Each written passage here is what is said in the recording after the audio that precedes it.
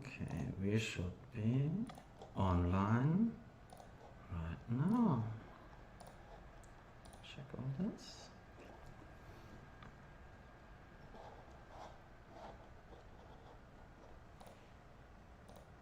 No. Okay. Yeah, we're live on Twitch. Hello. Hello. Oh, wrong message. Yeah, we're live on Twitch. Okay, maybe I should Mute that. disable it. Muted. It's muted. Okay, cool. We are live on Twitch. We are also on YouTube, on Twitter. Just saw it. Come on. On Twitter, and we should be on Facebook. That's it.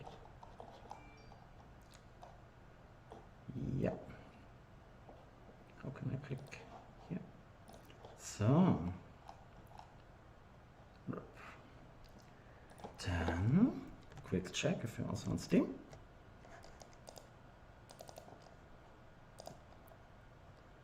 I think everything's good. So hello, we are Anomaly. Anomaly Games, and here we are on Steam. Show chat. We are Anomaly Games. We are Lesley and Jörg, and for some reason Steam doesn't want to show us the broadcast. View event, online. Hello everyone. Okay, I think we can touch it. Hello everyone. Okay, for some reason we don't see the broadcast on stream, but it says it works. Let us know on Steam if you're on there, if you can hear us Yeah. and see us. That would be good. Otherwise, we will just jump right into it. Yeah, we're also on Twitch, YouTube, and Facebook. Yeah, so live now, the Fermi Paradox. That looks correct. Steamfest. Steamfest, here we are. Fermi Paradox is live. Last time was like this as well. It started showing when you opened the game, I think. Okay, then maybe we just jump in directly into the game and start playing. Start playing. Okay, Yeah. that's why we're here. Okay, yeah, hi, I'm Jörg, this is Lesley. We are from Anomaly Games, and we want to show you the demo of our game, the Fermi Paradox. And we are trying something new today. Lesley is one of our writers, and so you don't have to hear me reading all the awesome texts in my weird German accent, but actually someone who can this better than me. Still don't see you though. Still don't see you though. On Steam or in general? Oh, ha. No, yep. You're right. Now we're there. There we are. Okay. This is Lesley. I'm Jörg. Hey, good to see you. So yeah, the idea was I'm playing the demo bit, and Lesley will kind of read out the texts, and so you can have a bit more, I don't know, narrative feeling about the game. Yeah. And if you want to comment on these events and stories as they're happening, maybe help us make some important choices, you can do that on the Twitch, is the one we'll be looking at, as well as we'll pop back to the YouTube. And try to guide all these civilizations, various aliens who you'll be introduced to, into hopefully communication and not destruction. I think we skipped the tutorial because it's not that interesting, and explain the game a bit along. The stuff what we're playing right now is the demo as it is at the moment on Steam Next. So you can just download the demo today and tomorrow. But also in 2 weeks we will be on early access where you can actually buy the game in a much bigger state where you can play much more things than we've seen here. Yeah, the demo is limited to some certain tech ages, right? Yeah, so 3.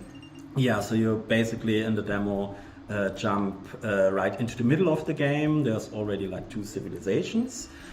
We see here the humans, and we see the Prune, which are like, look at them for like these cool horse aliens. And this game, important explanation, it's kind of like a god game. So you are not like in a strategy game, you're not playing the humans and try to conquer the galaxy or different alien civilization, but you actually someone that we call the Galactic Gardener, which is like, let's say, an entity who takes care about all civilizations in the galaxy. And in the demo, our goal is to make contact between these civilizations. So if you see here the Prune and here the humans, they are on planets far from each other. You see in the background like our galaxy. So many light years away, and they are both not knowing that the other life form exists, that there's a civilization on a planet far away from them. And yeah, our goal is now that they get at least aware of each other.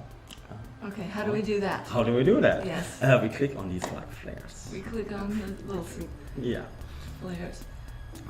So basically, here like little flares, we call them synthesis flares, and when you click on them, you continue kind of the turn in the game, and stuff is basically happening. And then also like something small in the civilization that you are observing at the moment happenings too, and you get like a little bit of story bit. But at some point there's something that we call like a civilization event where something like really big and important happens, and then you as the Galactic Gardener, as the player, have to make a choice, a decision. I'll read this. Planet Earth is dominated by the human species. Their civilization is dangerously close on collapsing their climate system. Random event. Random event. So now happens a random event. Human nations, consumption and Sol. That's our solar system.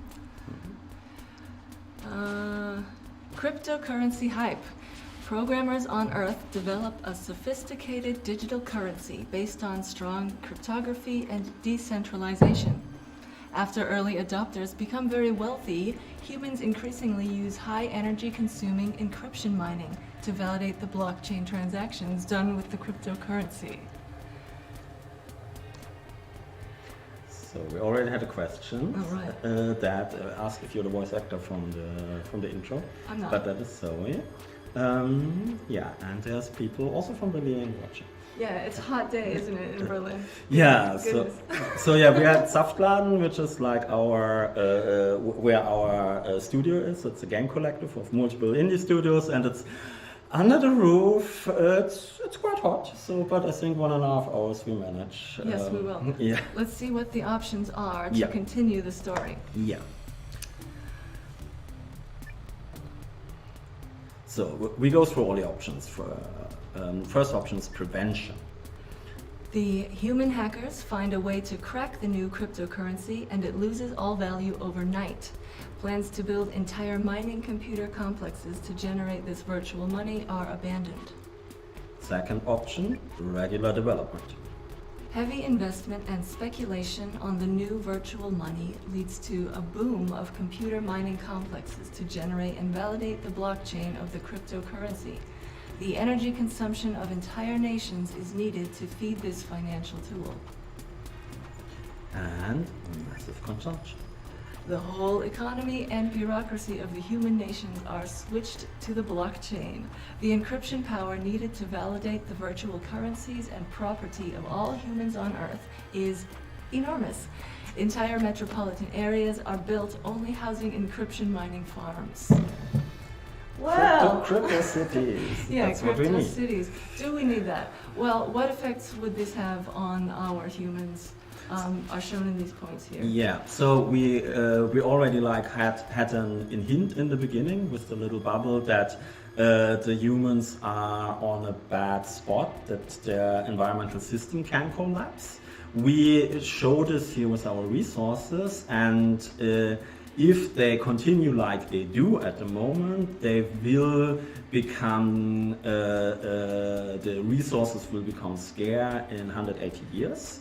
That means not complete destruction, but that means definitely a crisis that we need to handle then. But this is before the crypto stuff happens. So the regular development and the massive consumption will cost us these fossil fuel resources. But if we go for prevention, we have to pay, because it's basically the best option. We have to pay like our kind of fate money for it. It's called this is like points that we call synthesis, and this is like what the Galactic Gardener uses to influence the outcome of events like this. Prevention would be the desirable option if we want to keep the humans running. We can, but also go full dystopic and create these crypto cities and let's see what happens then. Yeah, or the middle of the road option, which was that again. Yeah. Doesn't cost us anything, but we don't get any synthesis either.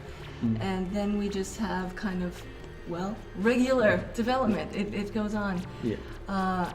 And it is going to cost the energy consumption of entire nations to feed this financial tool. So it will decrease. Okay. So the chat says, at least the Twitch chat said, let's go Bitcoin. Do we go what our Twitch people say? Okay. Well, let's take this. Yeah. All right then. We'll get us some points here. Okay. We go for risky. Let me read what it says then, is that the entire economy and bureaucracy of the human civilization ran on blockchain technology. Okay.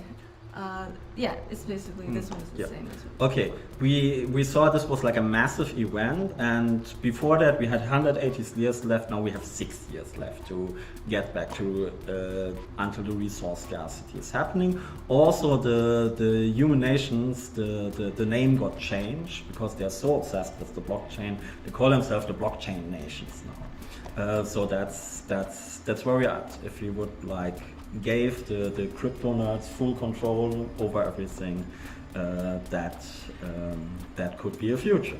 Yeah, we're 15% dystopia, by the way. Yeah, that was already before, because like Earth is like not in the best shape. So and basically now the event that happened before is more like kind of a random event. But now, when the resource scarcity will happen, then a new that will be an event that will be triggered from the game because of the decision we made, and it will come. There it is. We have a resource crisis. Oh, we're in a resource crisis already. Okay. Then let's look at Scarcity crisis in Sol. Ooh, resort. That is maybe not the best idea. Cute picture though by Neve. What are these little creatures? Fossil fuel reservoirs are becoming scarce in the Sol system. The effects of consumer culture brought the human civilization to a breaking point.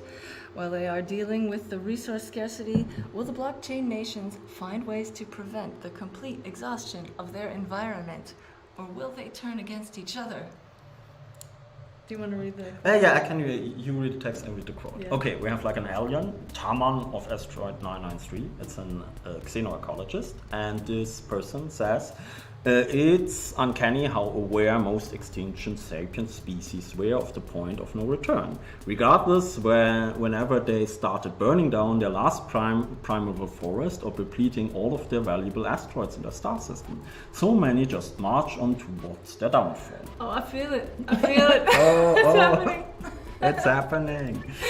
So this is like some kind of event that can happen in different civilizations. Like even like very early civilization can waste all of their resources, but it's much harder for them. So as you get technological advance, as more possibilities do you have there.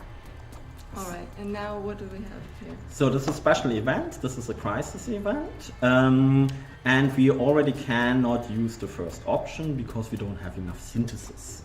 This is basically an option. Do you want to read it? Sure. The human blockchain nations prepare for a future without oil.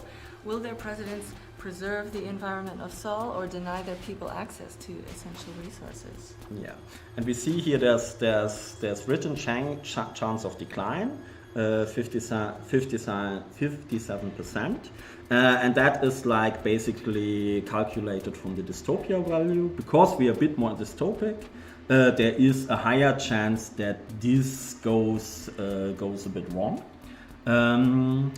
And this was like all crisis events. Basically, when you have a more ethical civilization, then they can handle crises better. And if you like already made a quite dystopian civilization, it's quite likely that their choices in a crisis can go bad.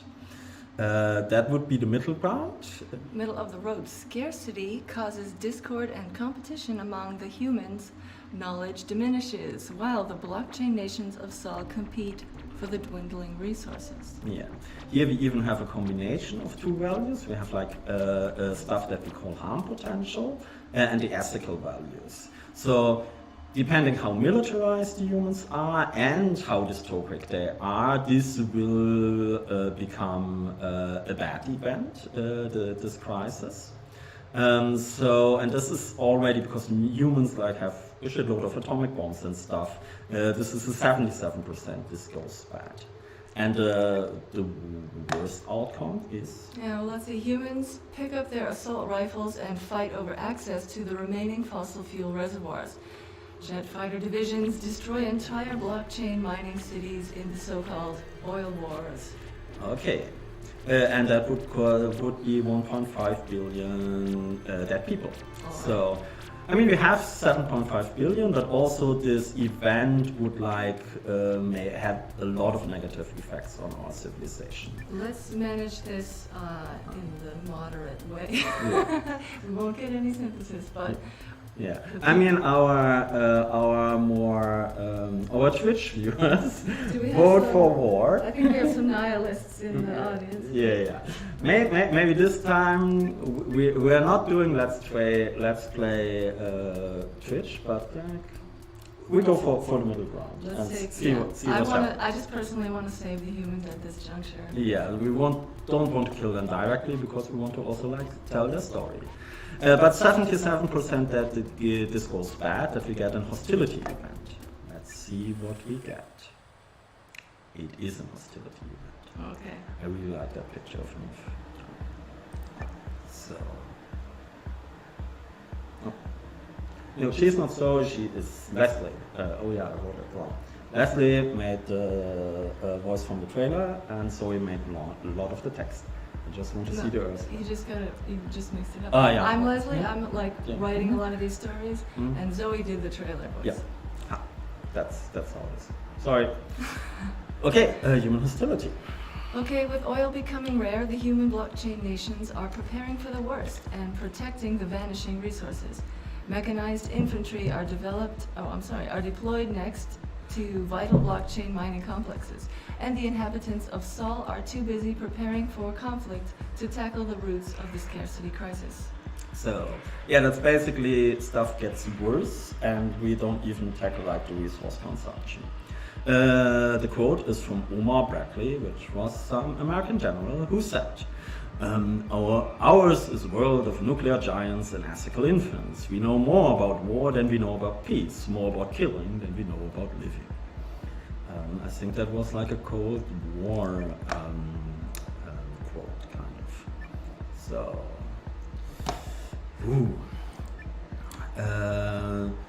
we don't have to read always all the options, but like we do it for a bit and then maybe pace it up a bit. Regular hostility. Okay, some blockchain nations gather their mechanized infantry near vital blockchain mining complexes as the scarcity of oil leads to the abandonment of computer hubs. Yeah. So basically we will lose technology and we will increase our harm potential. Yeah. I don't need to read these ones, but you can just say what's happening. Yeah, if you go for a middle ground, basically the hostility goes really, the harm potential goes high and we lose a lot of resources. Blockchain programmers turn into mechanized infantry. And if we go for total war, this is like the worst option, then even 4.5 million would die, which we probably won't do. We go for regular, that's like the Oh yeah, it also doesn't cost anything, so why not? Let's go for that. So, we lost a bit technology, so that it will take a while until we leave the so-called... Can we get that? Yeah, let's get bonus here. The humans mourn... the humans mourn the death of a great blockchain programmer who leaves behind an important scientific life work. Yeah. So this gives actually like a little bonus here, but you can't really see it. That's something I have to fix. Just to remind, we are not alone in the universe. We have our human blockchain nations here, but also there are some aliens called the Blue Prune. Of course, the humans are also aliens. Just these people think the humans are aliens. We're all aliens to each other. We're all aliens to each other. And there is a new event happening with them. Okay. The Prune, by the way, are capable of traveling to other planets of their star system, but did not manage to construct an interstellar vehicle so far. Okay, let's see what's up with them. Oh, they're sending signals. Mm. They're sending signals, which is great.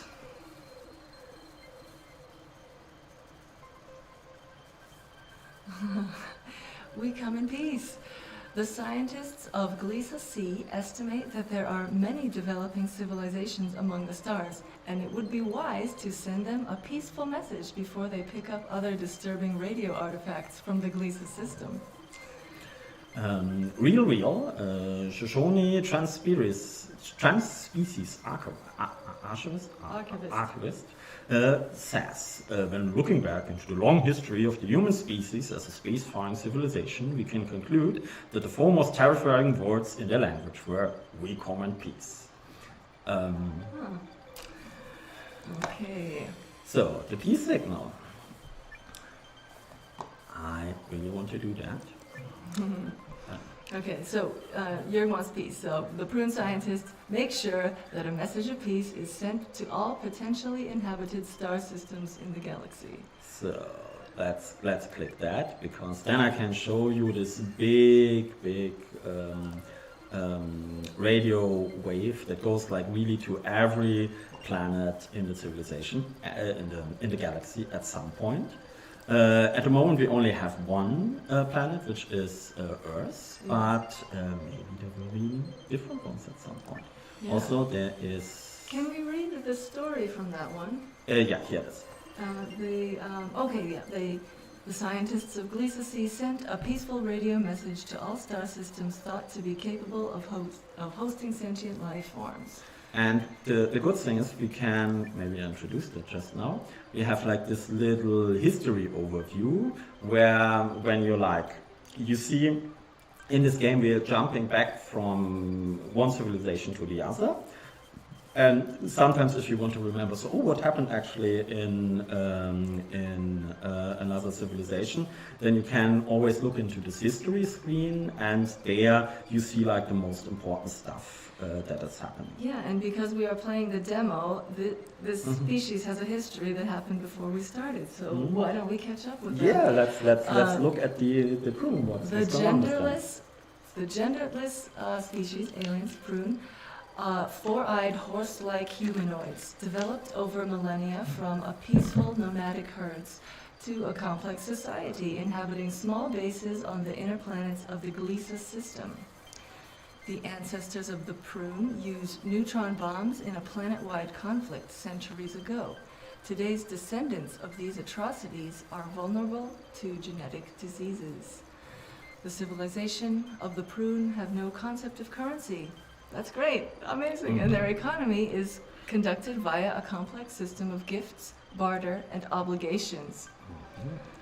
So, and I mean, this kind of history is kind of reflected in their stats. So they have like a lot of genetical diseases. So they actually doesn't have a huge population growth, which can get us into trouble at some points. They don't exploit their environment like the humans, so they have like a lot of asteroids fields that they can farm. They also are a bit more utopic, or quite more utopic than the humans, because they didn't go completely down like this capitalism consumer culture road. Yeah, here we are with our Prune. Let's see what the Twitch says. They want to burn down Earth, not. That's just one person. Why don't we check if people are on YouTube? Yeah, let's have a quick chat. What is going on here? YouTube, often people show up. Hello. Come on. I really enjoyed the demo. I wish it wasn't too short. In 2 weeks you can play the Early Access version. Will there be unforeseen galactic events, asteroids, solar flares, etc.? Yeah, of course. So, for instance, we have an event where you have like gamma ray bursts that could just destroy an entire civilization. And especially like the spaceships that you see in the demo, that you can build, they can encounter asteroids and micro debris and stuff like this. Yeah, the Prune are more advanced than the humans at this stage, but it can go, in the early access version, they can pop up at all different times, and you never know. So, is anything on Facebook? I just tried hello.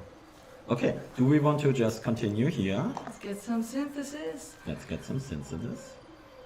Maybe do a random event. Random flare. Random flare. And so, and we can look at the next random event that has happened.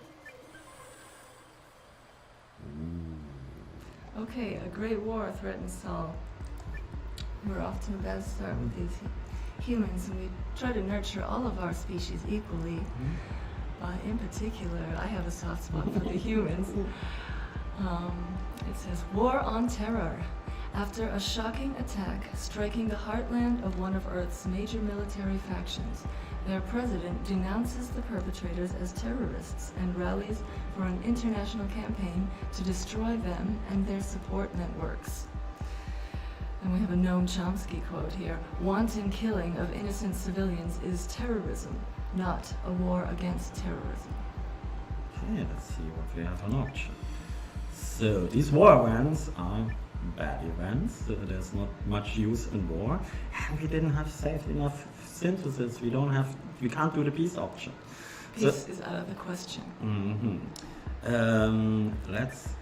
We want the humans to survive a while, so probably to go for regular. Let's read these ones though. Yeah. It says, after decades of military intervention, is this the...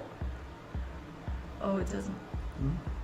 I mean, hold on. You can click on that. Mm-hmm. You can't even. Oh, you can't even read that one. Yeah. Okay. Okay, sorry, we'll just read the two options that we have. So the regular conflict would be, after decades of military intervention from several human blockchain nations, the original terror network is finally destroyed, but the price is high as the war on terror destabilizes additional potential conflict regions. Hate it when that happens. Mm-hmm. Oh, the international, or total war. The international campaign is answered with horrific counterattacks, leading to full-scale war against the terrorists' homelands. The resulting massacre leads to the rise of vengeful resistance armies across Earth. There we have 4.7 billion casualties. That would be a big chunk. I think we go for the middle ground. So yeah, it's already bad, and a bit like for the how the game mechanics works. As higher your harm potential is, as more people die in these wars. So, and also as less as population you have, it's more risk that this war actually will end the civilization, like an atomic conflict or so. So you have to have a look on your population and also on your harm potential. Best to keep the harm potential very low, and best also to don't have like very few humans, because that both can trigger an extinction event. Okay, what is happening here? That just popped up. That just popped up. Hello, Carla from Discord. Hello. That was one person who instantly hacked the game. I was like impressed. Yeah. Yeah, but like just hacked and see if they could like have photosynthesis or stuff. That was very fun. Good job. So Twitch. Let's murder all humans. Yeah, we disconnect. We enjoy the change of the name of civilizations. There are a couple of spelling mistakes that we should handle.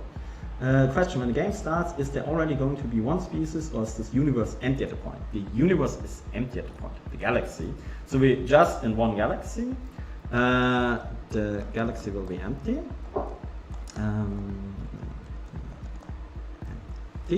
And you will have like one or two Stone Age civilizations pop up right afterward, and then you really have to start from the beginning, and you can like form the way how the civilization evolves how you want. Okay. Do you want to continue playing? Let's keep going. Let's keep going. Click. Click.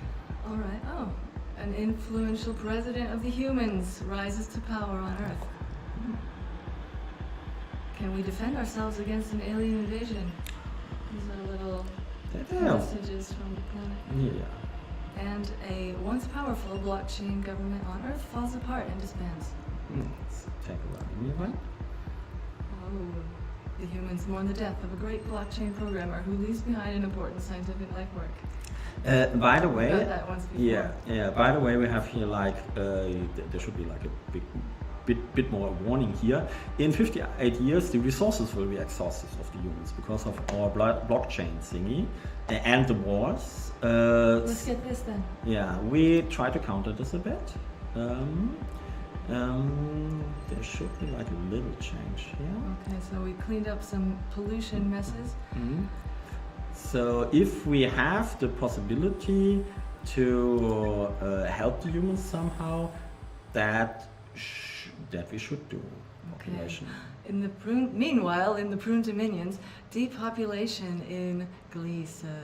That's a cute little alien. Mm-hmm. Little alien baby, but like not so many alien babies. That's right. Okay, space station decay. Over the last centuries, the Prune constructed many space stations as hubs for interplanetary travel routes. They have become a home for many in the Gliese system, but since long-term maintenance is costly, these population centers are starting to decay. Oh, I forgot to read the quote. Okay. Also, if you click on that, this little button on the left, you can just go back to the description. So, what Yuri Koptev... Did you answer this one, if you switch between views? Yeah. Yeah, I can. Yuri Koptev from the Russian Aerospace Agency says, right now we are at such a stage in the operation of Mire that any of a system has the right to fall at any time. So yeah, if you have like space stations, they are in orbit for hundreds of years. At some point they won't be there anymore. So... yeah, there was a question, if you switch between these views, does time proceed or is that happening if you click on synthesis flares? So time proceeds only if you click on a synthesis flare. You can switch the views and then if you switch back to a planet, there should be the same synthesis flares. If not, then that's a bug. I think there's a small issue somewhere, so I will have look into it. All right. So our choices are regular development. The population numbers fall steadily as Prune space stations become uninhabitable. Or the massive depopulation. The Prune have to completely abandon the decaying space stations after their population shrinks drastically due to expired life support systems and broken interplanetary infrastructure. We're starting to have to like these are both bad choices, so probably we should go for the middle ground because they don't have so many people in general, because back in the days genetic diseases, but we will also have like a big crisis with the humans at some point and probably should save some synthesis for this, but like that will cost us also a lot of people. So I'm unsure which we should go for. Let's let the viewers decide. Does anyone have a... Anyone has an opinion? The amazing people. Hello. Pommels wanted to stream the demo. Pommels is an ex-student of mine. Okay. Why not? Why not? Please stream.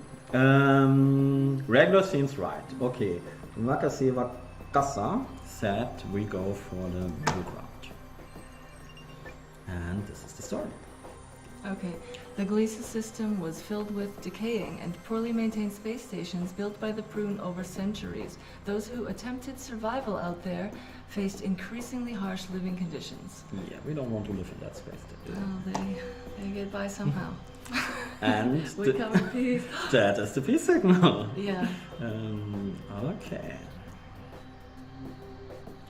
So there is. I'm just collecting some flares to get a bit of synthesis. Our astrophysicists are lying to us. Yeah, that was a minus on science flare. Oops. Don't trust those astrophysicists. So get a little bit more synthesis because I'm worried about the humans. Would prune nerds be called 8 eyes? Since this alien species, the prune, has 4 eyes, so if they have glasses, would they be 8 eyes? Yeah, maybe we should put this in a quote also. Taking over new territories. Oh, we have a new random event. So we only have 40 years left in Seoul for solving the energy crisis. Sure, we won't solve that. But we could still send some signal into space. So let's see what will be our last. Our last signal. Oh my god! Oh my god! It's televangelism. All right, so we might be known as being these. It says, religious preachers on Earth use television networks to cultivate large followings among the human population. The broadcasts wander through the vacuum of space, perhaps even within reach of other civilizations. So, and Mike Murdoch, who was apparently an American televangelist, or maybe is, said once, as you use your faith, God is going to wipe out your credit card debts. That is a thing that people do. This reminds me of the medieval indulgences. Yeah. We have a lot of options. We do. Finally, the best option for them to reach. Is it best that they reach as many people? That's the thing about this game, is the top one isn't always necessarily good. Yes. But it could Yeah, just could boost the signal. So most humans swallow the lure of marketable salvation as handed down by the charismatic clergyman. Riding high on the buzz of devotion, televangelists even try to convert aliens from distant stars by spreading sloganistic sermons all over the galaxy. Well, at least they would know we exist. Yeah. And then the middle thing, when ratings begin to falter, the preachers hire large teams of well-paid TV writers to keep with the times using snappy one-liners of divine rhetoric. Televangelism takes Earth by storm, and now distant aliens may even join the flock as a broadcast signal escapes towards Glisa. So the good thing in the demo, the signal goes always in the right direction. So Glisa will pick up the signal. But if we want every alien that maybe evolve, hear it, we can't go for the boost. Or maybe we could gain 12 synthesis with the silence option. And maybe it would be less embarrassing for the human species as well. So the humans soon realized that many of the television priests only manipulate their worshippers while shrouding their own financial records behind church protection laws. Religious broadcasting is severely restricted on Earth. So the chat says HCOM would go for silence just for the synthesis. Also, like it's also nice. Also, HCOM thinks it's the Expanse in a nutshell. We do a lot of inspiration by the Expanse, especially from the Prune civilization, who's like in this solar age, which is like the age where they can already like build like cities on the equivalent of Mars or so, but they don't like have terraforming where they like just have it's still like kind of a bubble city or so, or like these little decaying space stations in the asteroid belt. Well, yeah, let's go for silence. We go for silence. We'll get silence. We'll get 12 synthesis there. And it says that the corrupt television priests of Earth were condemned for abusing the sanctity of large-scale media platforms as a means to dupe believers out of their money and espouse toxic views. Well-regarded broadcasting monarchs rallied to banish televangelism altogether. Okay. No. So the sad part is that we don't have the signal going anywhere in the galaxy. So for a while, nobody will know that humans exist, except we will get like some new event for that. Because these signals are one way. The signal is something that's sent out with light speed and moves slowly towards Earth. And even if Earth will get the signal, that doesn't mean that the sender, the Prune, know that the humans got the signal. So that it has to send a signal back that could like always also takes like hundreds of years. Well, the humans are not dead yet, Yeah. so who knows? Anything can happen. Yeah. The humans are dead. There's a water. The humans are dead. We have Expanse fans in the chat. Let's see if it gets more expansive. I think I have even put one Expanse quote into the game at some point. Let's see if we... So a lot of the demo is a little bit scripted, so the first couple of things that happens are predetermined, but we don't know exactly which kind of events happening. So every playthrough is always a bit different. Okay, building spaceships now. Okay, so who's building spaceships? The Prune. Aha. Oh, on a colonial expedition, speculating on massive profits and power in a distant future. The factions of the Glisa system start to outfit an interstellar expedition with the mission of establishing a permanent colony in the Sol system. And now we have some alien has an opinion. Governor Vaha, the Gorgon planetary tyrant, 507 generation after Gorgon, from the Epsilon Indi system, which is not in the demo. It would be wise to bet against the Epsilon Indi Colony Company on the Solar Stock Exchange. After our fleet blockades the outer zone, nobody will leave our star without my blessing. That is a weird person. Bit of a power-hungry. He's certainly not one of these peaceful Prune aliens. We could do the Epic project, where the prognosis of successfully populating Sol is so promising, every Prune faction builds their own expedition ships. Regular development. Private investors fund many of the colony ships, but due to major setbacks in construction, only one vessel is space-ready on the highly anticipated Expedition Day. Dead end. After conservative analysts prove that it will take centuries for this endeavor to bring any profits back to Gliese C, funding for the colonial project runs dry. Okay. Okay, people are talking. Let's have the one quick in the chat. I hope it's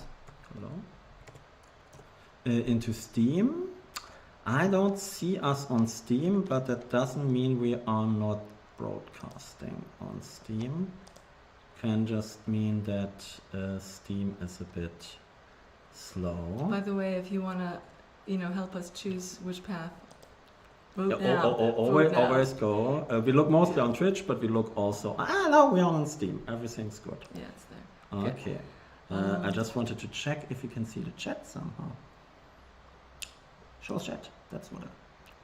Okay. Hello. We hear you. Boop, boop, boop. Oh, face in the human race. Hey, everybody. Okay. So, with our set. Okay, for someone. Hello to the Steam people. You can also we also look into the Steam chat. We also on the Twitch chat like this multi-streaming. Yeah. Yes. Check out YouTube as well. Yeah, let's have a quick look at YouTube. Maybe we let them choose this one. This game seems amazing. Thank you. Thank you. CCR. Actually, there's nobody seeming to follow the plot though. Yeah. So we go back to Twitch. Your link for the homepage in the description points to the wrong website. Could just be a bug in the browser. Ooh, okay. Thanks for that. That we have to look after the stream. Okay, then let's choose what we want to do. Okay. Why visit the humans anyway? We could get loads of synthesis here. Yeah, but I would really like to show the spaceship, kind of. Okay. I mean, to a certain degree, you can also postpone the contact, but since the contact is kind of the goal of the demo, I would either build one ship or even the entire fleet. Okay, but that would bring us way down. Yeah, we should be conservative. Okay, we'll go.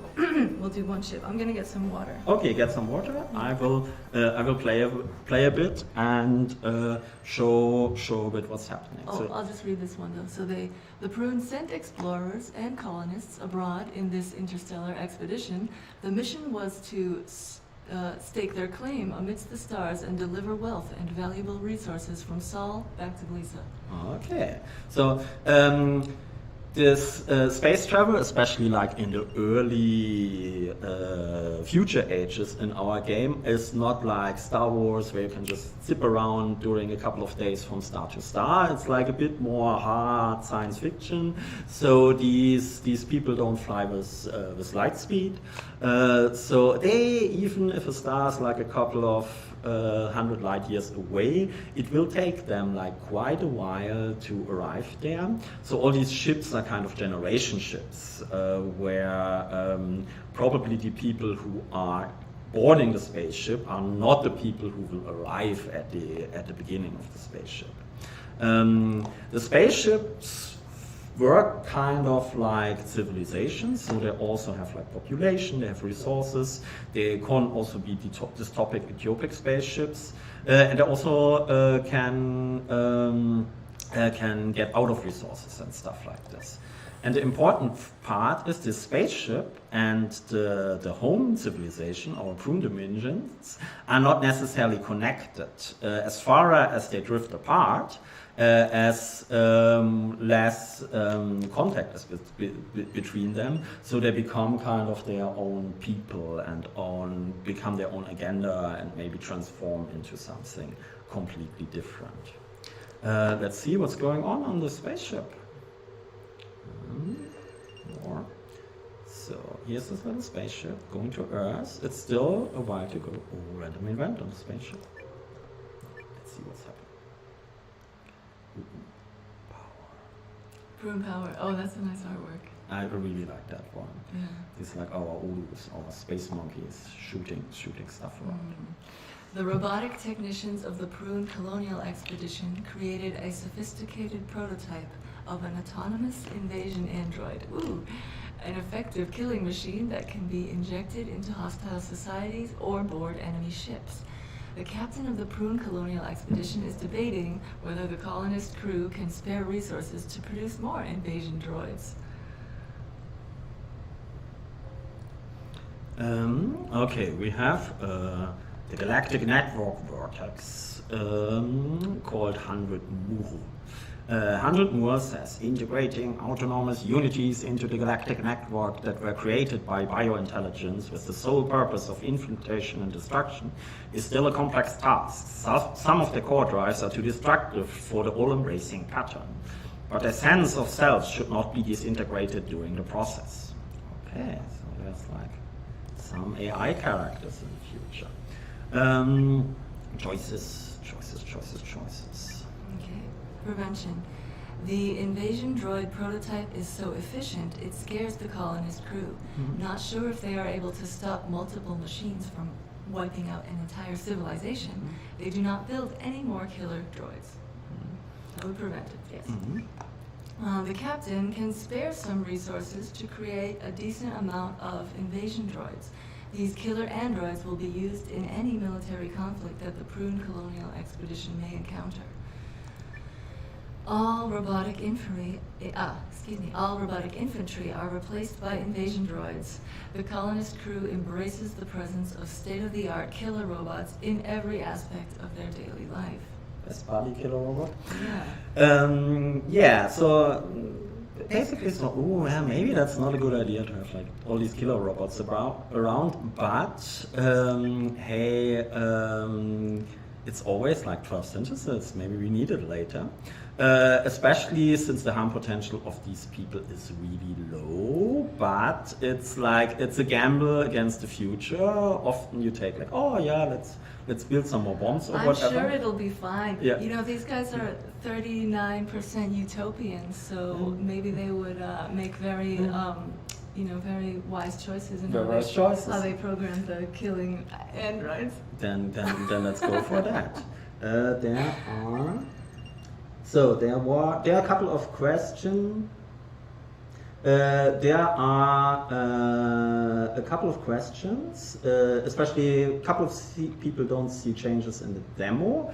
This is actually the demo that is still on Steam. We have a new version, but I have to fix some issues before I can upload it. So patience, very sorry. So we wanted to play like the stable version, so we don't have like some bug popping up.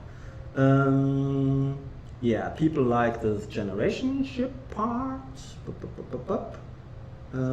I think that's it. Okay. Then we could just continue. Let's get some flares. Let's get some flares. Pieces of flare. Piece of flare. The captain of the colonial expedition retires.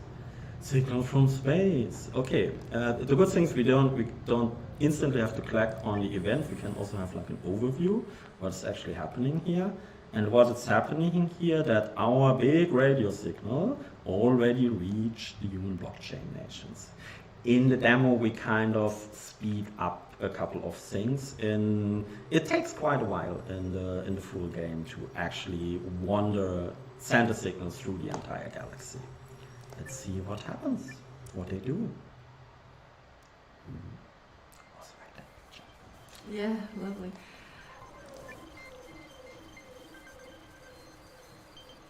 So, the network of communication satellites used to connect the population of Earth picks up a signal from another star system. In an attempt to process the transmission, network protocols are applied to the peace signal from the Prune civilization. I remember that. Hey, Nine Inch Nails, but want to read that? Can I sing Nine Inch Nails in a cappella? I don't know. So, big Nine Inch Nails fan. Data trails like fingernails, stretch across the sky, hard to know, figure out, tell the truth from lies. Everywhere listening, every word you say, think I found a way around, yeah, I think I found a way. Satellite by Nine Inch Nails, American industrial band, Soul System. Oh, we have to put in the century. Yeah, it would be at some point funny to have like a Twitch where you have like YouTube open on the side and then just play the song. Samples, yeah. Yeah. By the way, I just put on the headphones because I wanted to listen to the twinkling little starscapes created by Mona Moore, our sound designer. Yeah, Stuff. yeah. She has a special song when the signals arrive and come, and I think you have to. Yeah, and it just looks so nice against this backgrounds of the stars and that artwork from Neve as well. Be saved enough sentences for Okay. everything. So we could get enthusiastic about these peace signals, and it says the scientists on Earth find the alien data in their communication network. The peace signal is made public, and the satellite network is vastly enhanced to process any other form of alien transmission. Well, that's what I would do, personally. Ignorance. The automated filter functions of the satellite network delete the peace signal before it can be sent down to Earth, okay? Beyond human control. And, or hostility. The peace signal is transferred unfiltered into Earth's communication network, causing a mass panic.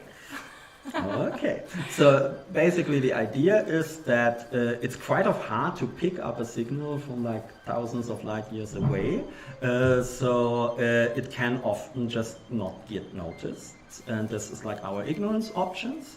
And these two options, you see the signal symbol here, means that the humans are actually aware that they're not alone in the galaxy, like stuff happens.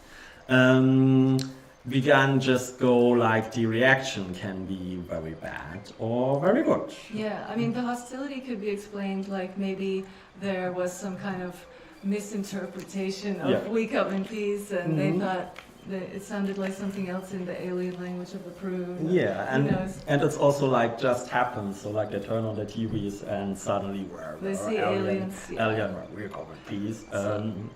Yeah, mass panic. I think we should. What should we do? Can multi-species life evolve in the solar system? I like the enthusiasm here. We go for the enthusiasm. We have to think about one thing.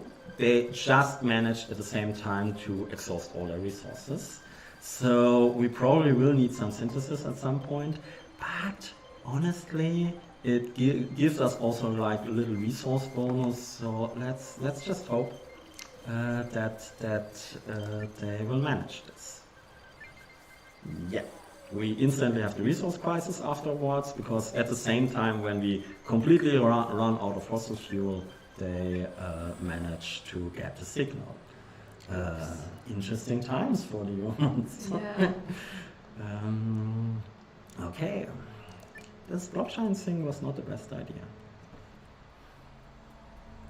Okay. Exhaustion of fossil fuel reservoirs. The humans have really done it and used up all available fossil fuel reservoirs. It is no longer possible to provide for their blockchain mining cities, and their blockchain nations will soon fall apart. The overuse of blockchain mining complexes has destabilized the environment to the point where human society may not survive this crisis. Okay. That's a lot of blockchain, but it's the variables that... So the text is a bit of procedural, so the text will always be a little bit different depending on your choices. And since we had this crypto event, there's a lot of...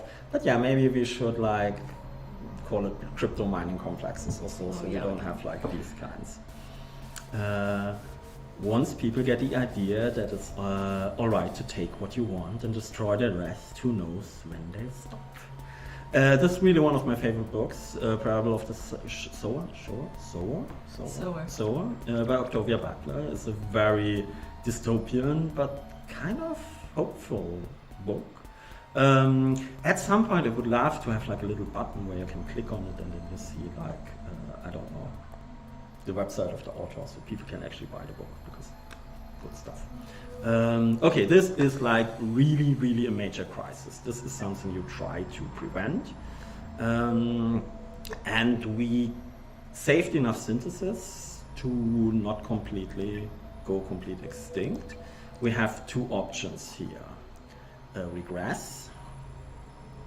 Okay, that would be to survive, the humans have to abandon their blockchain mining cities and form small self-contained communities. The fall of human blockchain nations may lead to atrocities and oppression.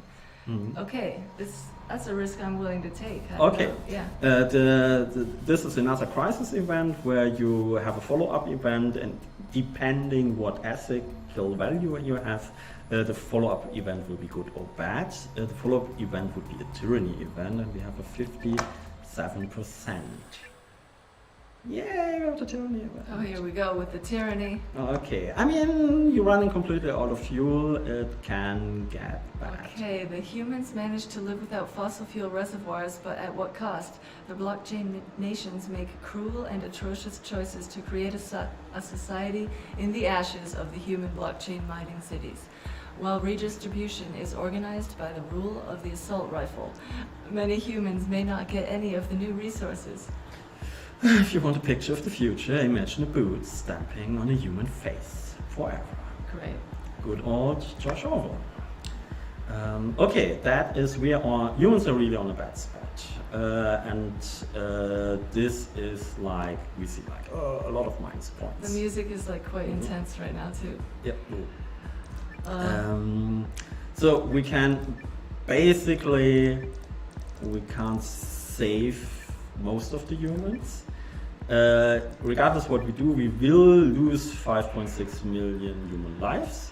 And here's just like, will it get massively tyrannic or... Oh yeah, or, okay, so the worst of the worst managed to climb to the top of human society. They hoard resources of the former blockchain nations inside ruins while commanding hordes of anti-terror infantry. The rest of the humans simply perish. Oh, we don't want that. Yeah, middle ground. Middle ground. Under the iron rule of the assault rifle, only a few humans have access to resources collected from the fallen blockchain nations of the past. All others perish quickly. Yeah. Yeah, it's a bad event. So if you do that, like basically resources get kind of refilled because they manage to scavenge through like the fallen cities, but we saw here that like it's a massive fallen populations, just 300 million humans left. It becomes massively dystopian. It becomes also much more harmful. So this will be tough to resave kind of the humanity. It has 200 more years, but also this is like, let's see where this develops. I have a quick shot in the chat. Well, that's a good point. If there's less of them, then their resources can last for longer. That is true. That is like the short way always to preserve resources, just kill the people. Oh. But most events that like reduce population also increases resource consumption. So mostly every war also destroys like the environment. So even if it kills like humans in the short term, it will cost you more. But yeah, if you lose like a lot of people, of course, they don't run out of resources fast, but at some points all the humans are gone. So that is also then a different event is triggered. So if you have not enough people, also every development is much slower. So if your research gets slower and like they can't build spaceships anymore at some point. So I will have a look at the chat. Another question: if the race turns in FDL drive, do the ships fly faster? Of course. Race is a weird word. Let's say species. If a species or a civilization gets in a higher technological age, all their spaceships the spaceships they build then get faster. The old spaceships. So if you like basically build a super primitive nuclear age spaceship, will be very slow, and just because the home civilization comes to a new comes to a new age, then the old spaceship doesn't get faster. So you could have the situation that they build a new spaceship and it overtakes the old one and stuff like this. The art and transitions are really beautiful to watch. Thank you. There's a couple of really cool artists working on the game, and we can multiple species live and evolve in the same system? At the moment, no. It's something we didn't put in for early access. It is quite complex, so at least not on the long term. So there's events where they meet each other, but at some point one species always continues to traveling. This is something for a future update, stuff like this, because then stuff can get really complicated. So for now, no multi-species planets, basically. 1st of July feels so far away. Yeah, for us not. It's very short. Like, ooh, yeah, that's a couple of things to finish. But yeah. A new civilization is born. Yes. Well, now we get to show off some of the artwork of Anna, the character designer. It says a life form on Tau Ceti 3 started making simple tools and developed a rudimentary language. But which species will form a Stone Age civilization in the Tau Ceti system? Douglas Adams, Hitchhiker Through the Galaxy, important quote. Many were increasingly of the opinion that they all made a big mistake in coming down from the trees in the first place. So, yeah, new species evolved. Is this a good idea? But we don't have a choice to not evolve a species, but we can choose which species involved. We can't use the Rama, unlike the Rama. Okay, nevertheless, I'll tell you about them. The Rama are tall, intelligent plant creatures, undergo countless stages in their century-long life cycle. Interesting. Weird. Intelligent plants. The Odo, aggressive ape creatures in colorful fur. Their packs wander the wide mountain ranges. And some players' favorite character, the Marus, sneaky, sightless, and cruel. These bands of small raptors plague the vast jungle forests. And these were all designed by Anna Grunenko, right? Yeah, Anna made all the creatures. So we have like stuff we call balanced species, standard species, unbalanced species. So some of the species are a bit more better adapted to the environment, and others are more like maybe a very carnivore species also that just becomes very intelligent and then spreads. It's not like a good or evil species. You can like turn them all around into very different ways. But they have like different starting conditions. For instance, the Maru would be like just more and grow faster, but they also like are not that clever and also consume more of their like environment, while the Odo are like kind of the middle ground. So as the galactic gardener, you would need to take extra care with the species like that. So it's actually quite a tough run if you have just a galaxy only with these unbalanced like monster creatures. But it's you can always turn it around. Any idea? Any suggestions in the chat? I will have a look if someone else has anything. Oh, wrong mouse. How much time do you think someone can play the game before it becomes repetitive? Oh, that's a good question. It's kind of a matter of taste, especially in the early access version.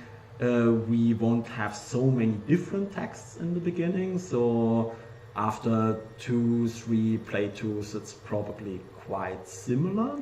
At least what you see, not necessarily what's happening. In the end, in the full game, we have many multiple endings, many different outcomes, so that's I hope you can play it 5 times or even 10 times without getting bored. But yeah, at some point games like this will be always, but you can always like, I don't know, create your own new story. Well, you can make different choices each time, so that's all, you know, I watched the Turing biopic that won the Imitation Game. And they said that Enigma machine had 159 million variations for the settings. I don't think it's that complex. No, we're not Enigma, but it goes a bit in that direction. So sometimes you want to, I don't know, make the humans super peaceful, or like just make civilizations out of plants or whatever, and then look where it goes. That's kind of the beauty from early access. In the beginning, you probably play a couple of times through the early access build, and then come back a couple of updates later and see what's new in the game. And that's what we call a living game. It just evolves and grows, like the galaxy. Speaking of evolution, which one should we evolve now? Since our chat doesn't have an opinion, everybody loves the dinos. We go for the dinos? Let's make them Maru. The Maru. I like how our trailer guy, St. Clair, said the Maru. That's true. I always said Maru, but it's up to you. Yeah. Here they are, born. Just a quick look. This is a Stone Age civilization, so it doesn't have any technology. It has just 1.7 million people. It has a resource called beast herds, but they'll last for 2,000 years or so.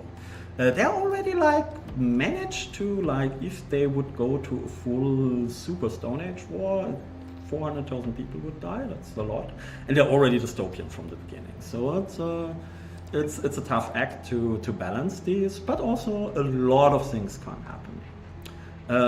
So we created a new life form that is on complete other side of the galaxy. And then meanwhile the Prune are calling us again with their randomness. With the randomness. What random stuff are they up to now? Extinction already. Extinction. I didn't think they were doing that early. Well, let's see what happens. Something happened.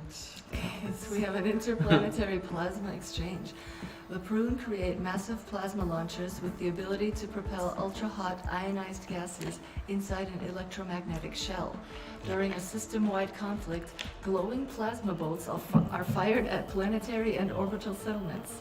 So that is like when you...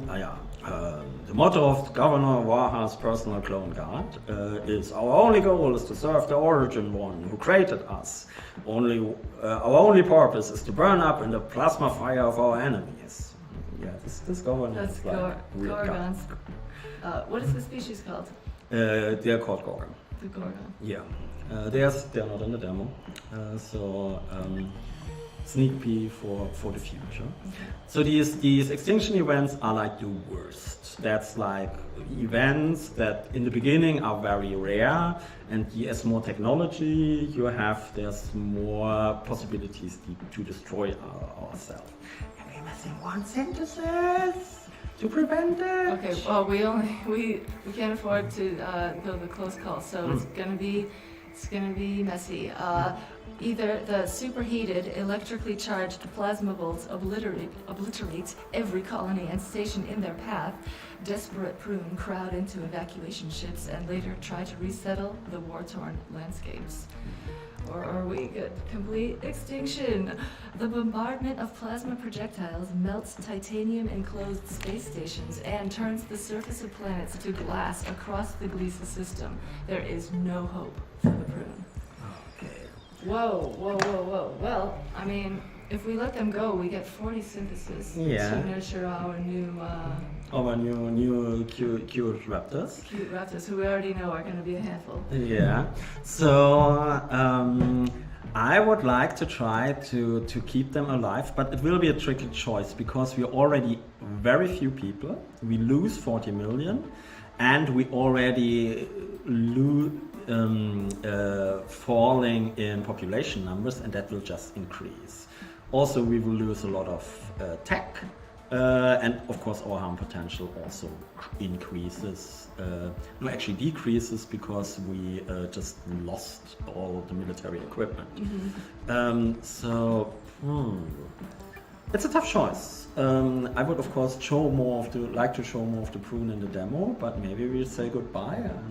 And the problem is later in the game, you will need more and more civilizations for like the final challenges, and if you get just like let civilizations fall apart, it's much more likely to reach that point. All right, I like them. We like them? Okay. Let's keep them alive. Okay. Barely alive. Barely anyway. alive. So it says, during an interplanetary crisis in Glisa, no planet was spared from the destructive power of plasma weapon technology. The solar nomads who survived in spaceships slowly resettled the scorched colonies. So, and now we have like really the whole society change, because like it's just a fraction of people that survived this. They are called don't call themselves the Prune now. They call them now the solar nomads, and also like the descriptions that you get when you collect the bubbles will change now a bit. Oh, this is too big. Okay, that's yeah. Something happened. Yeah, we've got these solar nomad clans. Yep. Ooh, wait, don't click on the bad one, right? Oh, yeah, no. The plus ones would be good, right? Yeah, especially like it's just 1 million Prune left. Oh yeah. Good. We got a little trading hub for them to boost their population again. Yeah. Okay, more population. And now we got a new big clan spaceship developed by the solar nomads. Okay. Maybe go for a middle ground. We come in peace. Still coming peace. They're not so peaceful. Okay, we have like a real problem with these people. So like a lot of population will fall. And if we can't manage this like really negative growth, then what's the negative word of growth? Well, Decline. depopulation. It's going. Okay, it was 700,000. All right.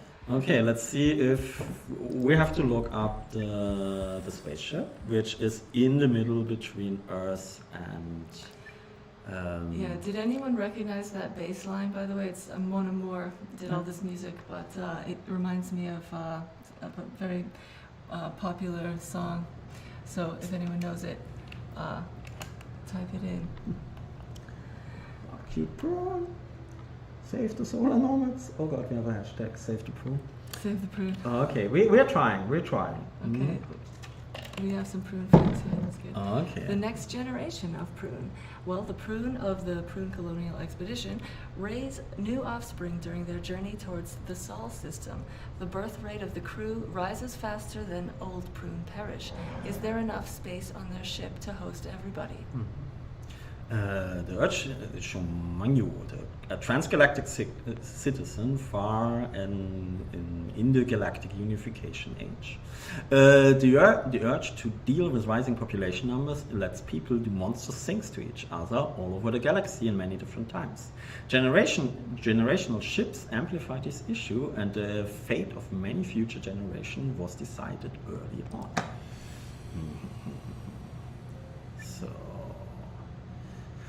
This thing is, there are 3 million people, they don't have so many resources. So there's more on this ship than on the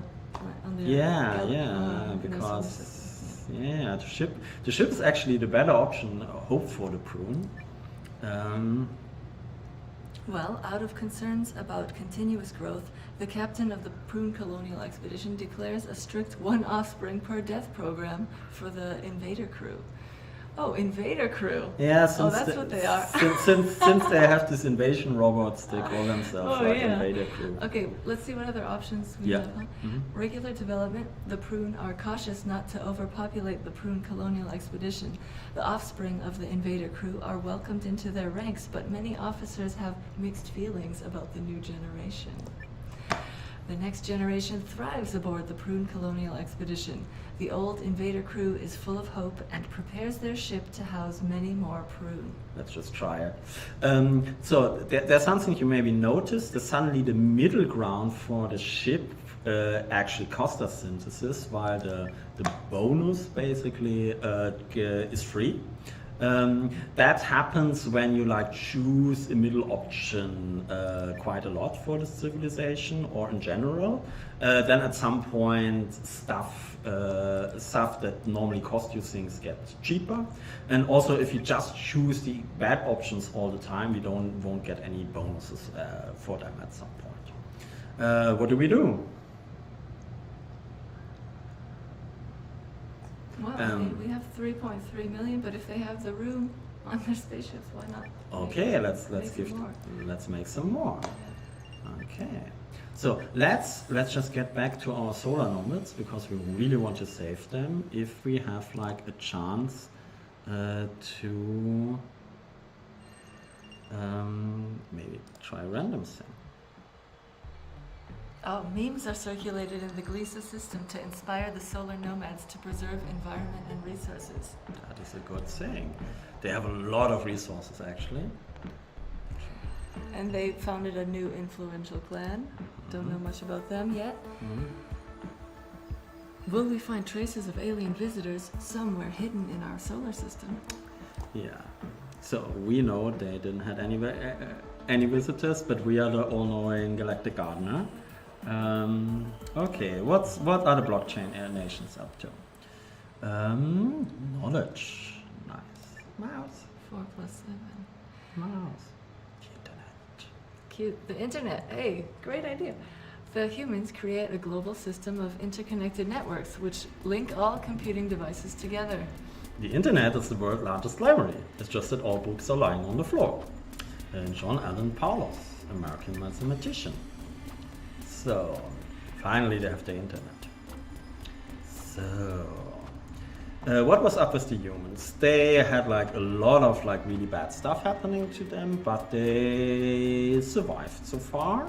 The fossil fuel problem. They are, after the digital age, something new is coming, and they're already 60% in. Okay, so we could make this a civilization pillar where the computer network becomes a crucial part of civilization, influencing every aspect of daily life among the humans. Okay. Could go dead end. Or dead end. Human blockchain nations abolish the internet for fear of losing control over the information flow on Earth. Well, or regular development. The privilege of internet access is granted only to specific groups of humans who hold license to serve. I would go full in because I want to show how the humans look like when they go to the next age. Okay, let's develop this technology. So we got like a huge technology boost, and that will go on forever, like 80%, 82%. They're still concerned about that alien invasion. Oh yeah. So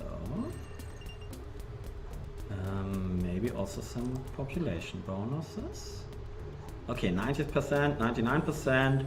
Here we go. New technology age. There will be music. All right, the human blockchains are entering the cyber age. Look at that. This is actually my favorite artwork, I think. It's really like our Odo aliens doing like the cyber thing, cyber arm wrestling. Yeah. In the Matrix.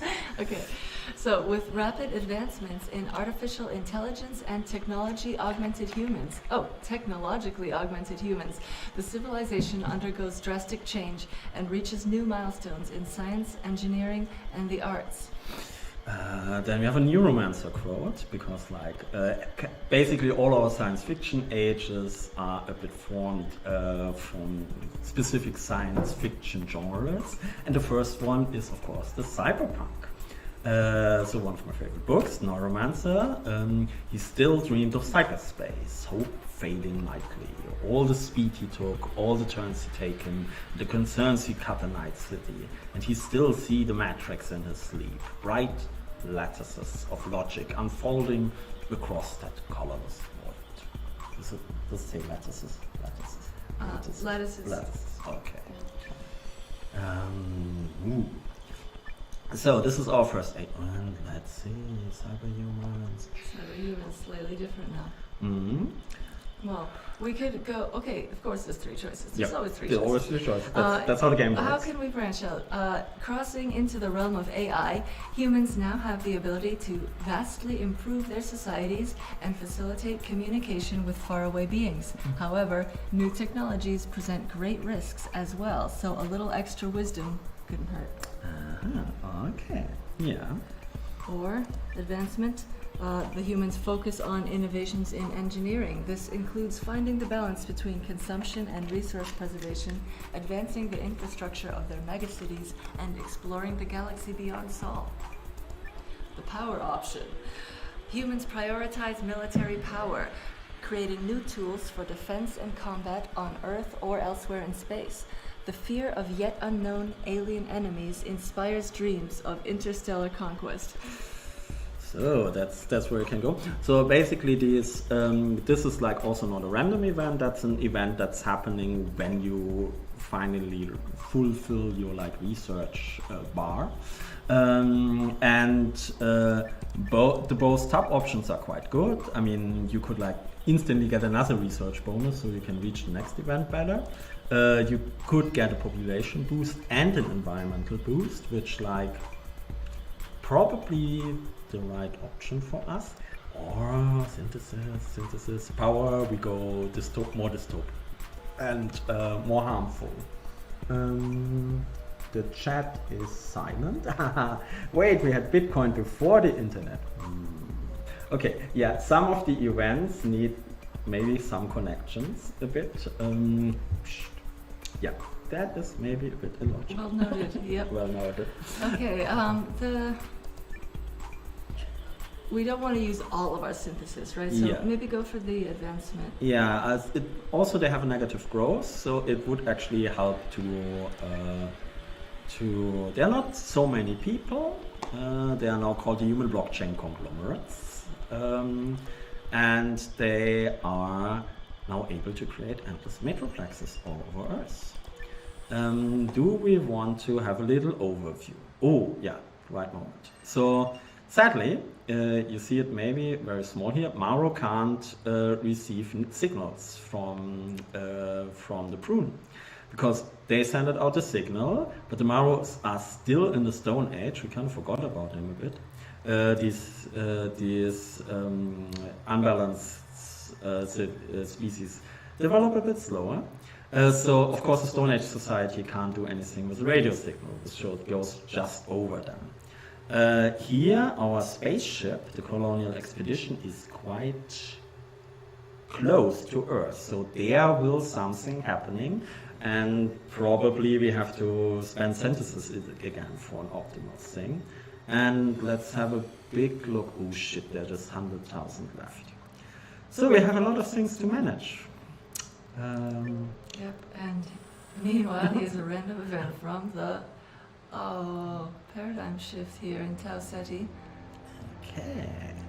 Paradigm shift is actually quite a good event. Ooh. Domestication of small predator animals.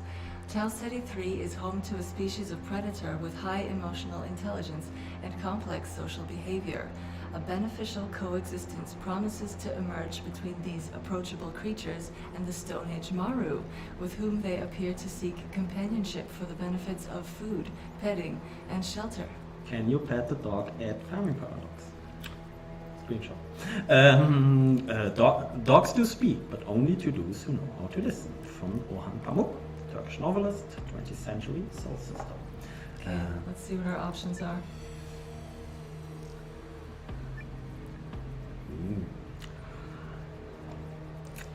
You can't go there, that's a really good option.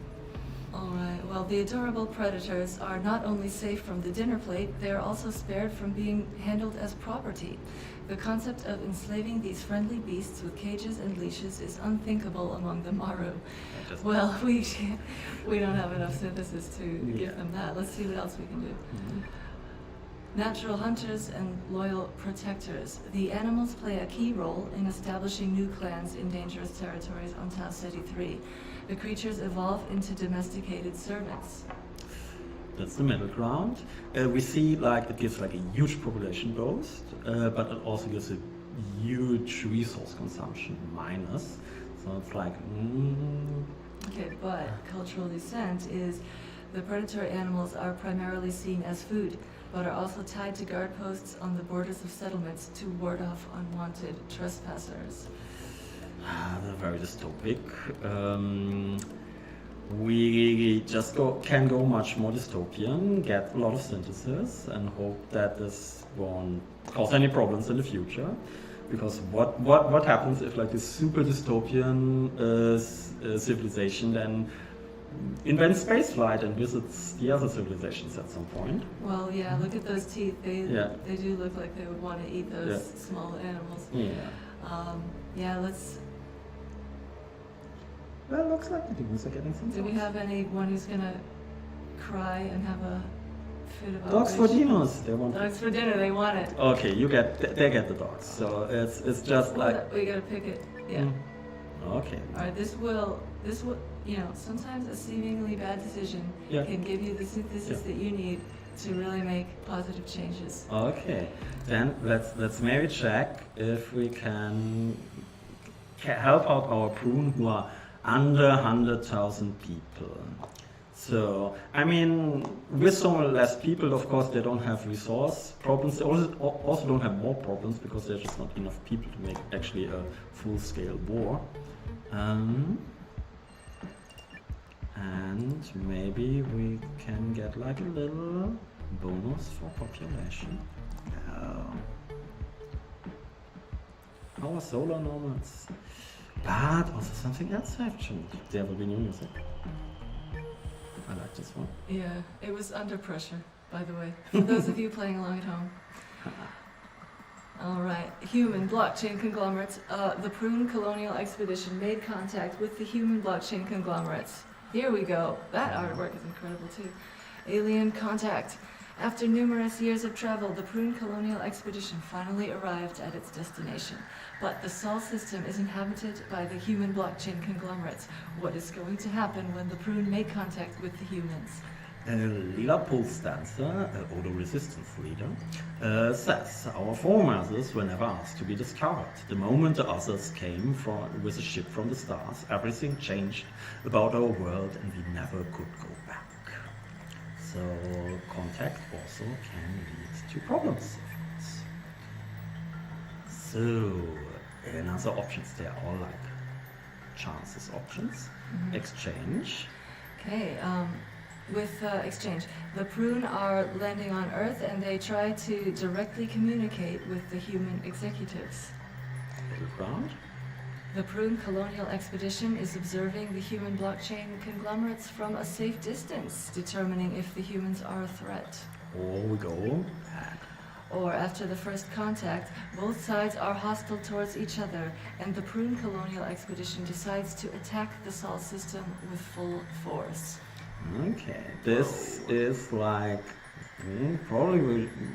So the thing is now we have an interesting thing. If you go for the middle ground, there can be an aggressive reaction of the Prune, depending on the ASIC values. And in exchange, we just land on Earth and say, hello, we are the aliens, and then it becomes the ASIC value of the humans if we have an aggressive reaction.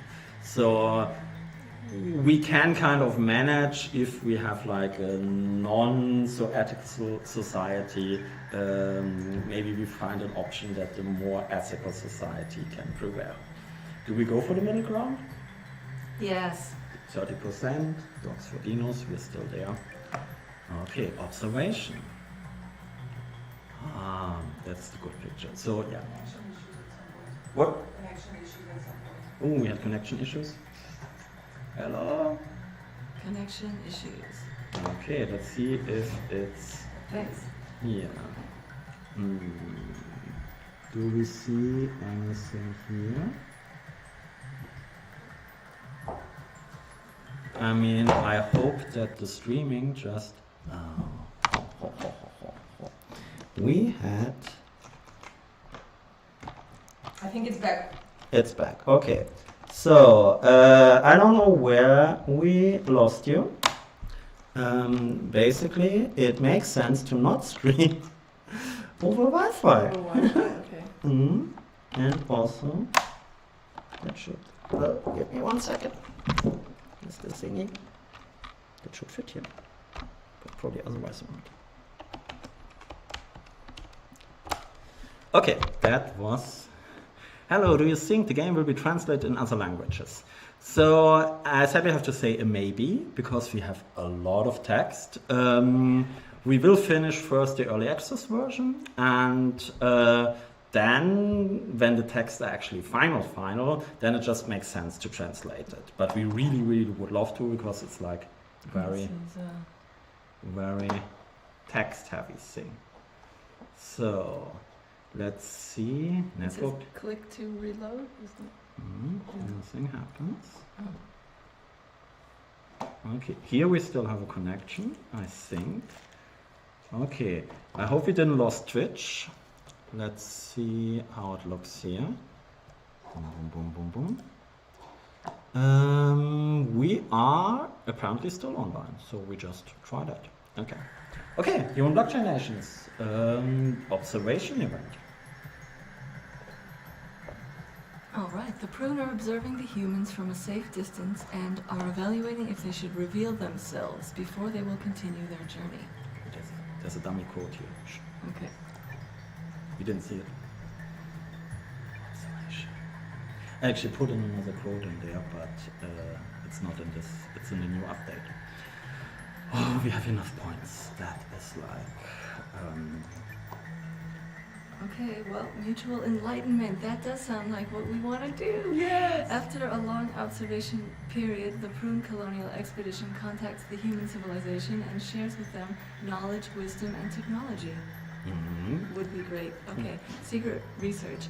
For many years, the Prunes study the society of Earth, and after collecting a massive amount of data, they leave the humans without any trace. Okay, secret aliens. We never saw them. Oh, yeah, only the Pentagon knows.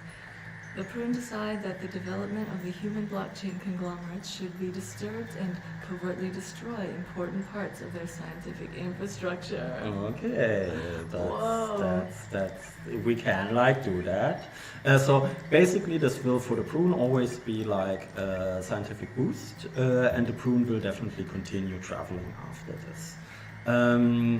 This is like basically one of the best events you can get because it gives like a big bonus to like ethical, resource-wise, and technologically-wise to both of the societies. So it really makes sense to to build spaceships and let them meet. But also, like if it goes bad, you have like an alien invasion, and that we don't want. I'll tell you what, mutual enlightenment is what we're here for, and we can afford it. We have the synthesis. Let's go. Let's go. I have a quick time to reload Twitch. Yeah. Confliction issue, or is it just me? Same here. We are back. Let's hope we just didn't get out of sync. Okay, you can hear us? See us? You can see us in Twitch? I can see you on this. Okay, then everything is good. So, yeah, we see here that our colonial expedition is going now to the Gehenna system. That is quite a way, but it's filled up resources, so has 360 years left. Has a lot of people because we have a lot of growth. And Gehenna is a nice planet, a desert planet surrounding a white dwarf with no civilization. So if we arrived there, we could even build a colony. What's the time actually? Because at some point, depending how much time you have, we can also continue a bit. Sure, we can keep going. Okay. Then let's see what the solar nodes are up to. Ooh, power. I like the spider siege thing. The Solar Defense Force.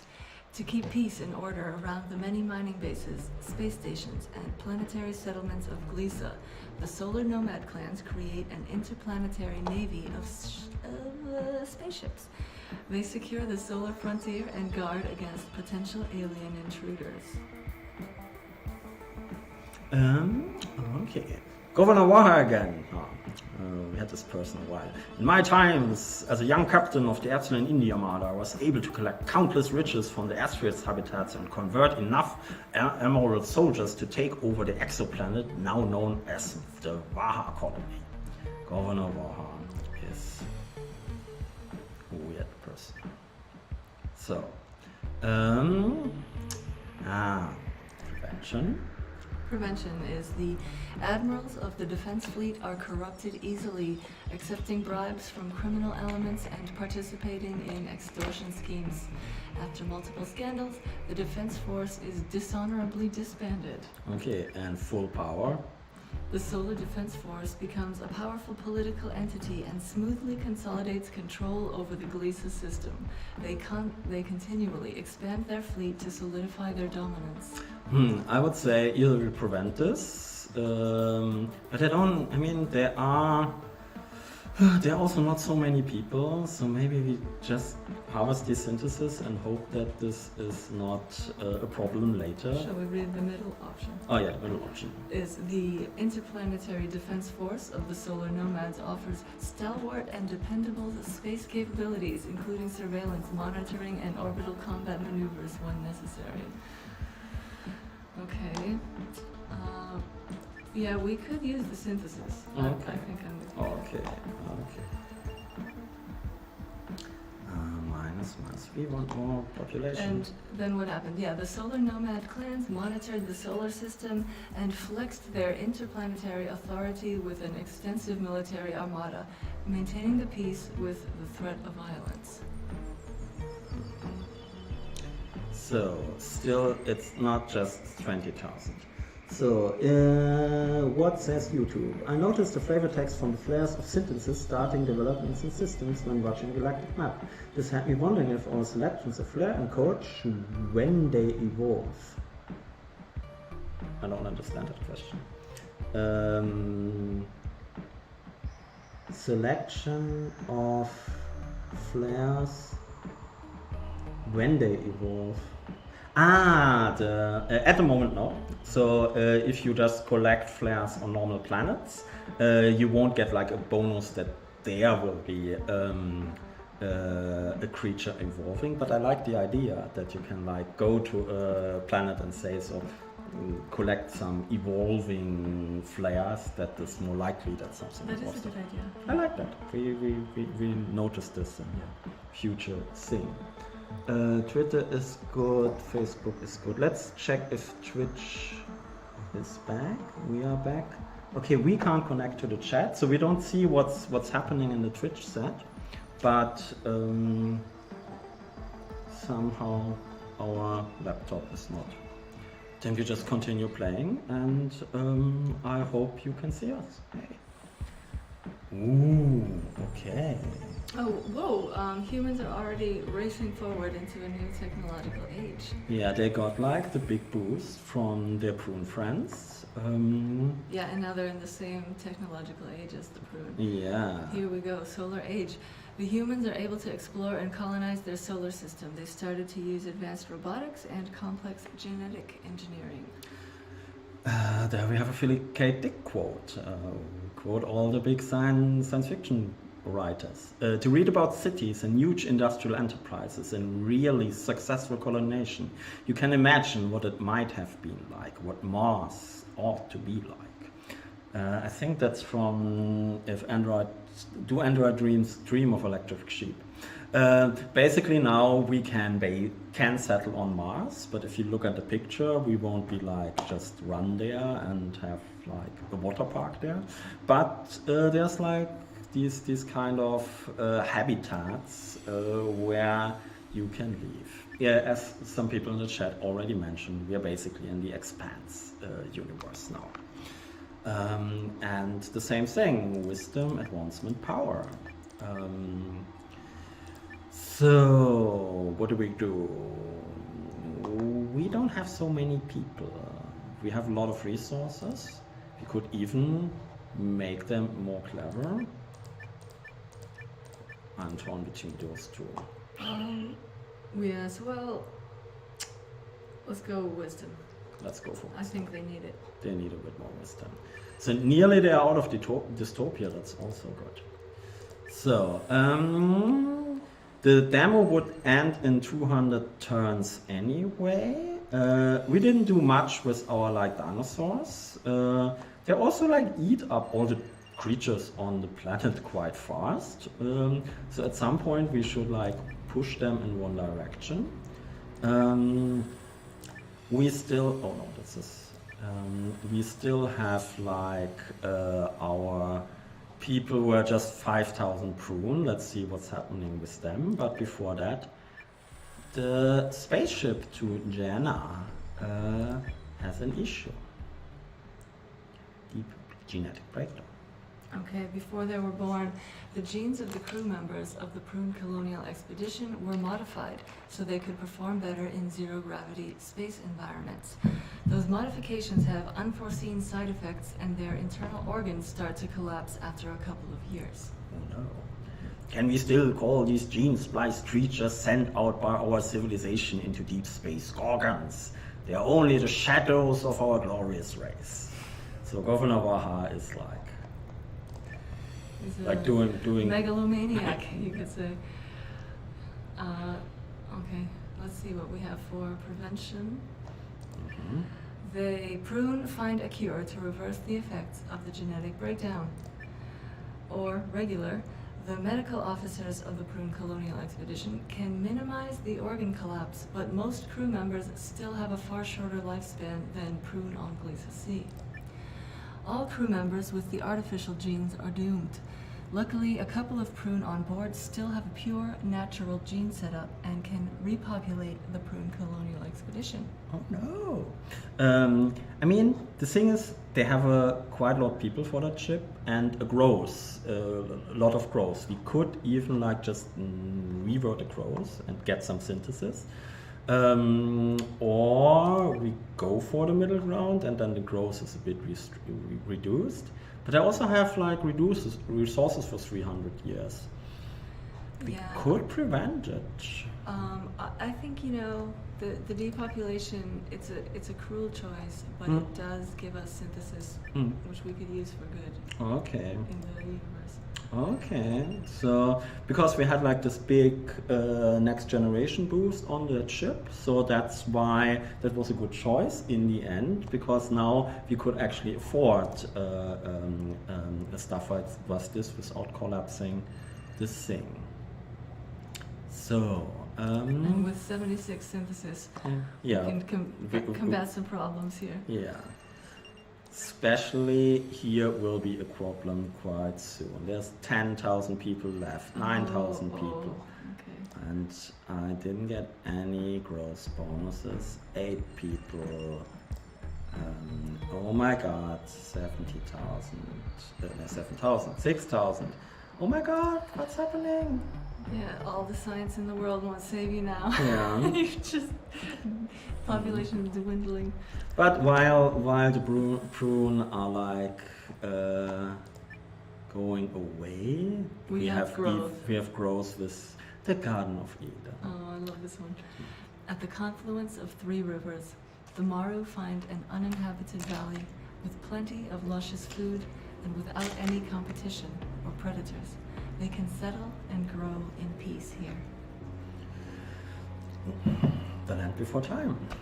Quote everything. Dear Littlefoot, do you remember the way to the Great Valley? Follow the bright cycle past the great rock that looks like a long neck and past the mountains that burn. I be in your heart, Littlefoot. Let your heart guide you. Garden of Eden. They found the Garden of Eden. Garden of Eden. So,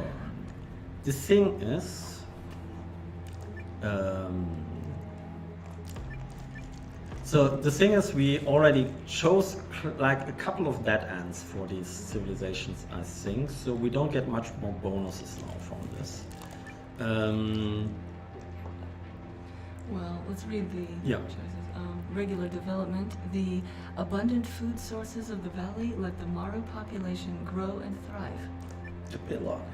The valley will feed the Maru for generations, and they find many more villages like this on Tau Ceti 3. Nice.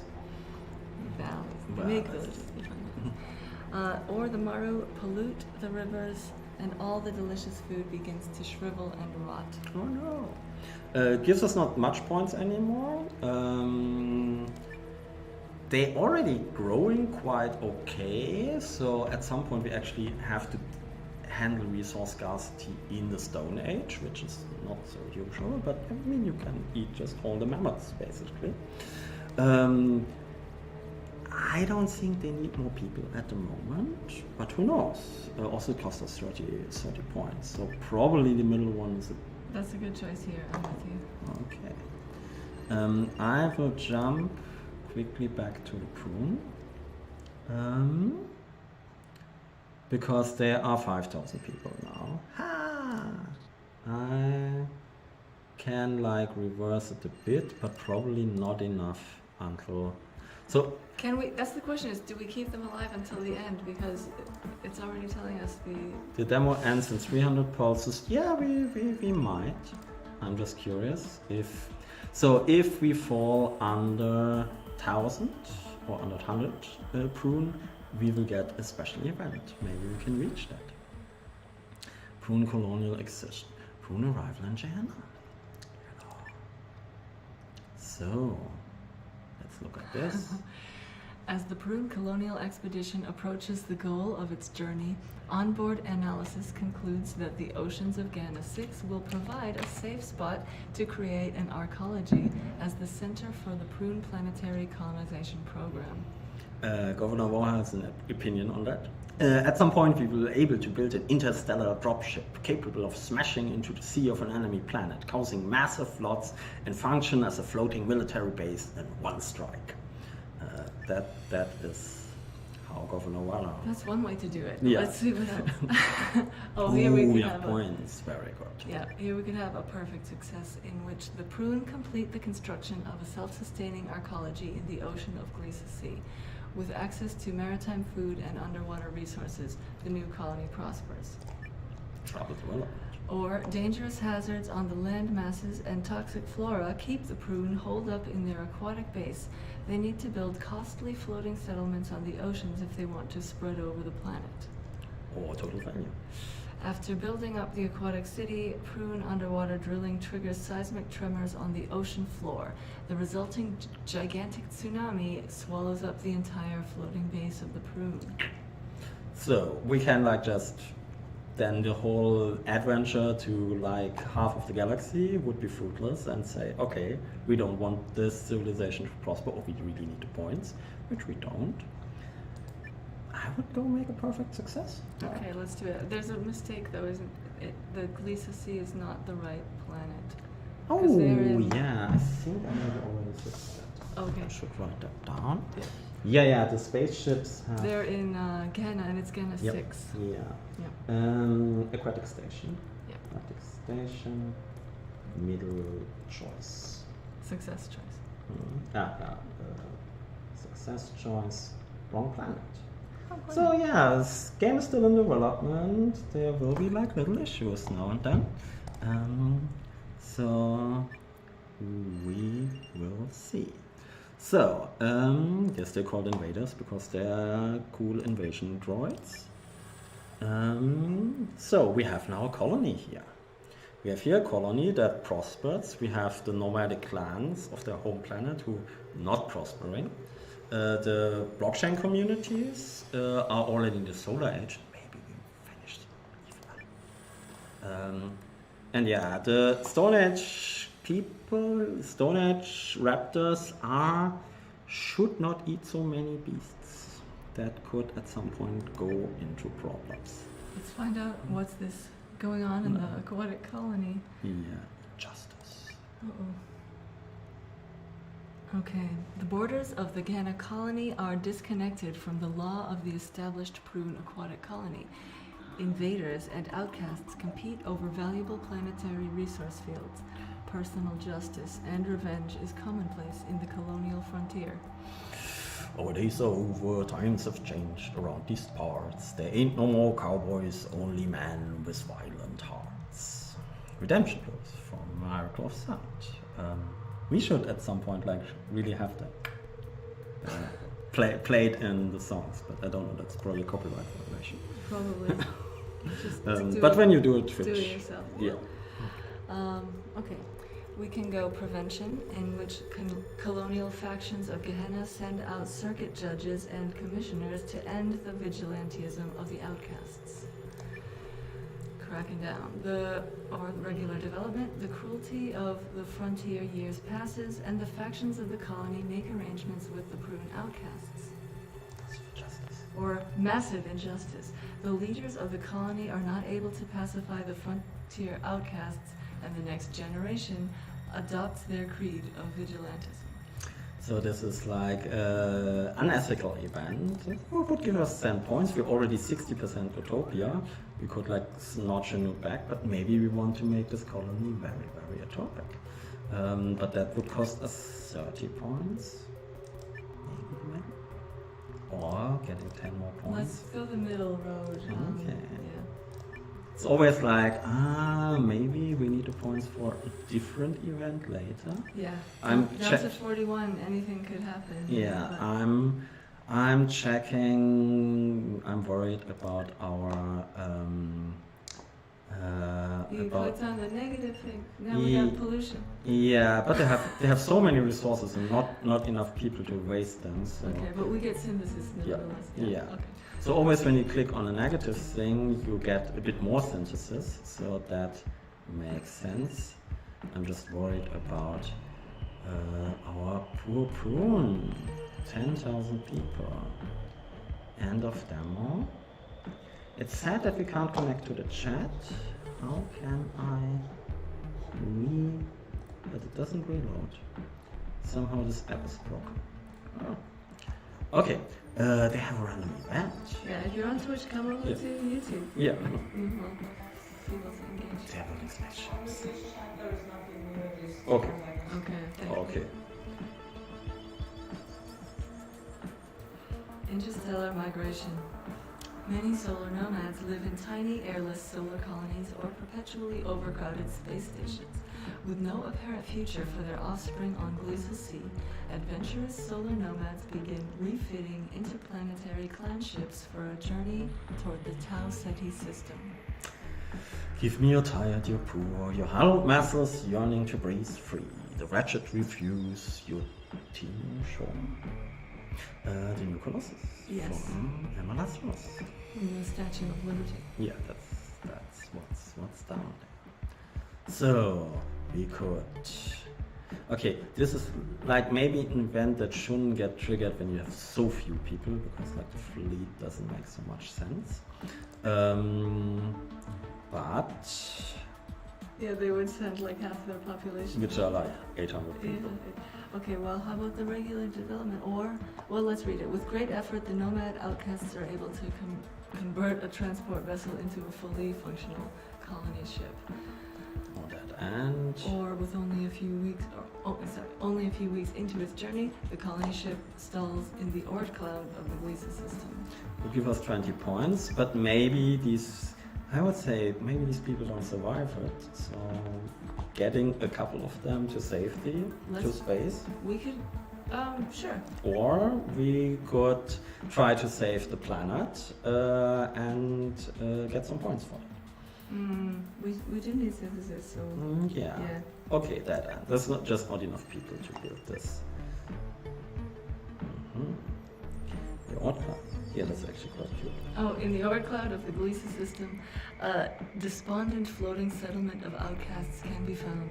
They inhabit a colony ship that malfunctioned before leaving the galaxy for its intended destination in the Tau Ceti system. Oh man, they would have go to our. Oh, yeah. I just go here. Also, I need a button if this is too much text to click through it. We don't have a... Okay. Well, and then dedication and desperation were insufficient to power a functional interstellar vessel, and its inhabitants were trapped in limbo. So, still didn't save us from the falling population numbers, and I think we will have like our little bit of synthesis points, but we have a lot of synthesis. Ooh.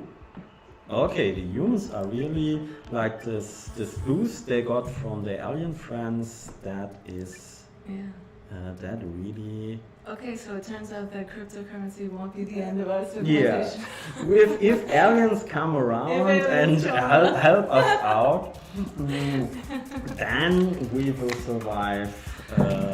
After a terrible war over oil, we will survive. Could happen, yeah. Anything could happen. So the light speed age. Racing into the light speed age, interstellar journeys are shortened from centuries to mere decades.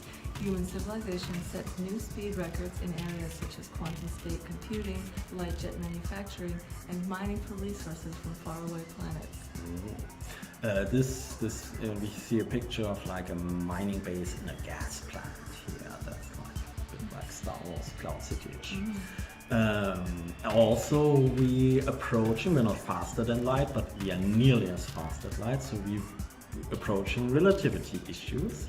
And Albert Einstein says, for the moving organism, the lengthy times of the journey was a mere instant, provided the motion took place with approximately the speed of light. If the stationary organism is a man and the traveling one is his twin, then the traveler returns home to find his twin brother much aged compared to himself. Now my German accent works because I can talk as Einstein. Yeah. Einstein. Okay, we have a new tech level here. We are on the light speed age. We have decent resources. We don't have so much humans. We are still a little bit dystopic. We can choose everything. Okay, wisdom option is with the ability to conduct outer space archaeology expeditions, humans begin to understand their role in the galactic dance of existence. In addition, questions about alien life give rise to the study of xenogenetics. Maybe they saved something from that Prune visit. Yeah. The humans achieve true mastery of space travel, and colonial development crosses major hurdles. The civilization also makes leaps in genetic modification and cloning, perhaps even creating new life forms, such as trash-eating plants. Or power. When exploration and travel bring them in closer contact with alien species, the humans accelerate their arms race to light speed. Approaching light speed. Approaching light speed. Boom, boom, boom, boom, boom, boom, boom, boom, boom, boom. I mean, wisdom would be fun. Wisdom worked out last time. Yeah, and we have a lot of synthesis. Yeah. There are not so many people, but like if nothing super dramatically happens, and then now the Human Blockchain Alliance, they're still on the blockchain, so weird cryptocurrency survive the future. That seems to. So, let's have a quick look at the time. It's 7. Maybe like we wrap it up slowly, 10 minutes or so. Maybe some. I'm curious how the Last People event evolves. But before that, Maru. Is there anybody on YouTube? Is there anybody on YouTube? Let's check YouTube. See all this in chat disconnected. I have to load. Let's check what Steam is doing. That is not Steam. What's Steam? Here's Steam. Hello, do you think game will be translated in other languages? Yeah. Yes. Hopefully after our access.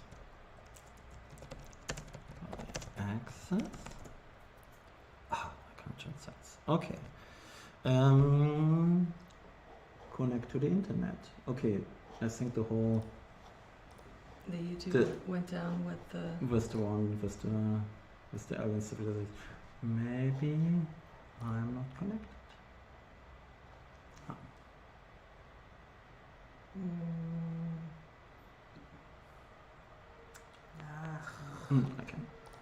Okay, we lost connection with the internet. That would explain some things. I mean, but at least But that's only on Wi-Fi. yes, it seems the the laptop that we use. Okay, ooh, Intercity also something. Oh, we are not in music. Now we are. Sorry, turn off the music for a second.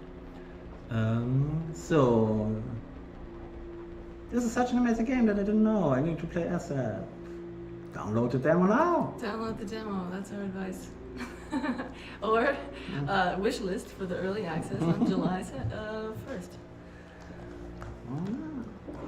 Okay. This is someone played the demo, wish it was longer. Yay, come to early access. Okay, that's on YouTube. And then maybe Twitch. We are back. Okay, we're also back on Twitch. And there is this the chat? Okay. We have an extinction event with our dinosaurs. Yeah, that makes kind of sense. Okay, broken food chain. They have issues with food. The Maru overhunt their prey and gather too many edible plants. A chain reaction in the ecosystem could leave them without any food source. Because of this, the land dries up and all who live in it waste away. The beasts of the field, the birds in the sky, and the fish in the sea are swept away. Hosea, one of the prophets from the Old Testament, or from the Torah. So, bad things are happening. We could save them, we could kill them. I mean, the demo's nearly over anyway. Mm-hmm. Do we kill our dinos or do we keep them going on? Well, I think at the end you want to have the most species alive. Yeah. So. We have 55 sentences. Okay. Make a close call. Then it says, as soon as the first animal species disappear and plants stop growing, the Maru tribes adopt a strict hunting codex to avoid catastrophe. Very good. Good for them. Very good. Yes. For them. So, I think we check how our solar nomads survive, and then we probably wrap up the stream. Yes. I don't think. Okay, I have 200 left.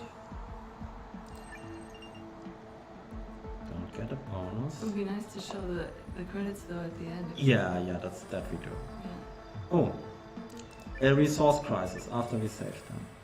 We did everything! Yeah. And now they still have a crisis. Yeah. Scarcity. Scarcity. So they still have the hunting codex, but they already killed a lot of them. Maybe I skipped a bit faster through it because it's a similar event than with the oil crisis, but just with beasts in the Stone Age.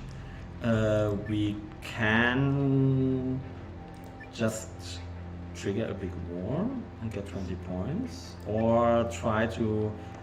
But they are so bad, so dystopic at the moment. It probably won't work out. Yeah, let's go for the war. I mean, we gave them a lot of synthesis, and they don't really handle it well anyway. So. Okay, last check on the solar nomad clans. So 100 Prune. They still, I mean, I manage. It takes a while until civilization just disappears. Enlightenment. I really like that picture. Yeah. Little shrimp guy. The Prune colony is full of hope and passion for building a better world. The engineers among the invaders argue for decades over how to shape this new world into a paradise for every Prune. Okay. We can skip the quote. Yeah. So. Boom. Ha. We could give them 30 points to make them super utopic. Oh, yeah. All right. Well, so the pioneer spirit of the invaders inspires the social engineers of the Prune to lay down a new way to build a just future. Oh, that's very, very vague. But some of their ideas are very progressive and inspire the entire colony, but they also fail to push in problematic approaches to building a new society. Or the pragmatic leaders come to power after the pioneer generation and they discard the progressive ideals of the early invaders. I would go for the middle thing. Go for the middle thing, yeah. Keep our 47. I mean, we're Utopia nearly 60%. That is nice. Okay, I still want to go back to The Maru. no. They're also they are tough to handle, these unbalanced species. So, but yeah, population crisis. We knew it was coming. It was coming Sooner or later. sooner or later. This is the moment of truth in Prune now. So the last solar nodes increase. Here we are. Yeah. See what happens with them. Only a few inhabitants are still alive in the Gleason system. The population was drastically reduced by interplanetary plasma bombardment. Are these the final days of the solar nomads? Okay, so we have like one last chance to turn things around. Ooh, okay, that's actually cute. Okay, stability is that the solar nomads are able to stabilize their population and try to uphold society with the few they have left. Or the few solar nomads manage to counter the effects of interplanetary plasma bombardment. They have to focus on survival, and the knowledge of this era is lost. They will regress back to the industrial age. Ooh, that is a lot. Yeah. Extinction, they cannot prevent their fate. It's the last generation. Oh my god. I mean, we know there's a colony on the other side of the galaxy that kind of prospering, but just to show you how it would look like when they go industrial, they lose their cool spacesuit. And now back to tech level 4, now they are slowly repopulating. And yeah, now they have to go actually through industrial ages events again. So that will take a while until they recover from that. You can also see this on these stars.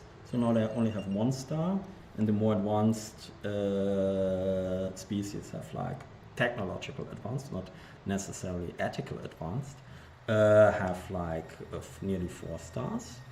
I think that's maybe a good point to stop. The humans are 50% away from the singularity age. Our cool colony doing okay, could get a couple of new people. We didn't handle. At some point, we have to make choices with them. Okay. Maybe we go in the Bronze Age and then. The Bronze Age. I just want to see one of the events from these other ages, either the Bronze or the Industrial. Okay, let's go for the Bronze Age. That would satisfy my curiosity. Okay. So the Maru reached the Bronze Age. Okay. Nice picture again. Yeah, I like that one. So the Maru starts to use simple metals, settle. They start to use simple metals, settle in cities, and document knowledge via written language. Mm-hmm. Good one. Okay. So this time we really should give them the resource bonus. Okay. Oh yeah, so the new technologies allow the Maru to explore new areas, preserve their natural resources, and develop early infrastructure. Okay. So let's see when. Okay, the blockchain alliance. They like their blockchain. Ooh, that's actually a good event. Flowers. The blockchain alliance of the humans are urged by planetary architects to reduce the consumption of resources. If the delegates of Sol listen to them, the environment of the humans can be conserved and the exploitation of gas giant reservoirs reduced. And we're all living on this planet if we had another one to go to. So, yeah, that is a conservation event. And we see since we're in the light speed age, we're already talking about gas planets, reservoirs and stuff. But they have a lot of resources. So maybe we ignore the architects for a couple of 100 years. Yeah, the demo will end soon anyway, but you wanted to see an industrial area event. Yeah, wouldn't that be with the let's see which the next natural solar event nomad plans? that pops up. Let's see. Where are the events when you need them? So we nearly played through the entire demo. Yeah. So another resource crisis. You can't choose who gets events. It just happens. Yeah. Scarcity crisis in Tau City. Okay, so even if we Now they get a metal scarcity. So they're a greedy bunch, these little raptors. So we should have taken care of them a bit better. Let's try a precaution event. Let's see what happens then. Just to show something else. Decline. They will lose people. So they will start denying people access to resources, which maybe go full in, so they don't have such a big population growth at the moment. Ha! The colony. Random event. Reduction. Ooh. They serve also their colonial planners. I will go a bit quicker through because we wanted to check the events from the other. They have so much resources that I would skip those.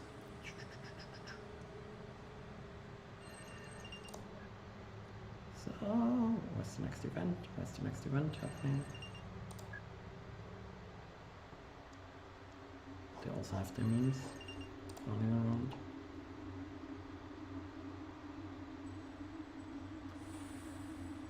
Oh! They have increased their technology. Yeah, okay, the Prune They're in reach. the light speed age. True. This is it does really pay to make connection. Yeah. Okay, they are on a light speed age. The civilizations both learned from each other Yeah. significantly. Yeah.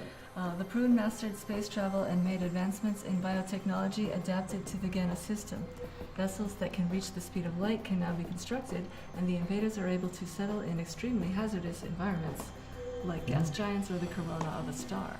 So now look at this nice outfit. When a colony adapts to a new age, it basically adapts to finally completely to the environment of the planet and becomes like a normal civilization. Also, there's a special nice thing here. Okay. Advanced biotechnology and highly advanced off-world settlements are forming the new identity for the invaders. Knowledge, social progress, and interstellar communication will be the focus of the Neo-Prune era. So basically, they will like rename themselves I like because that they one.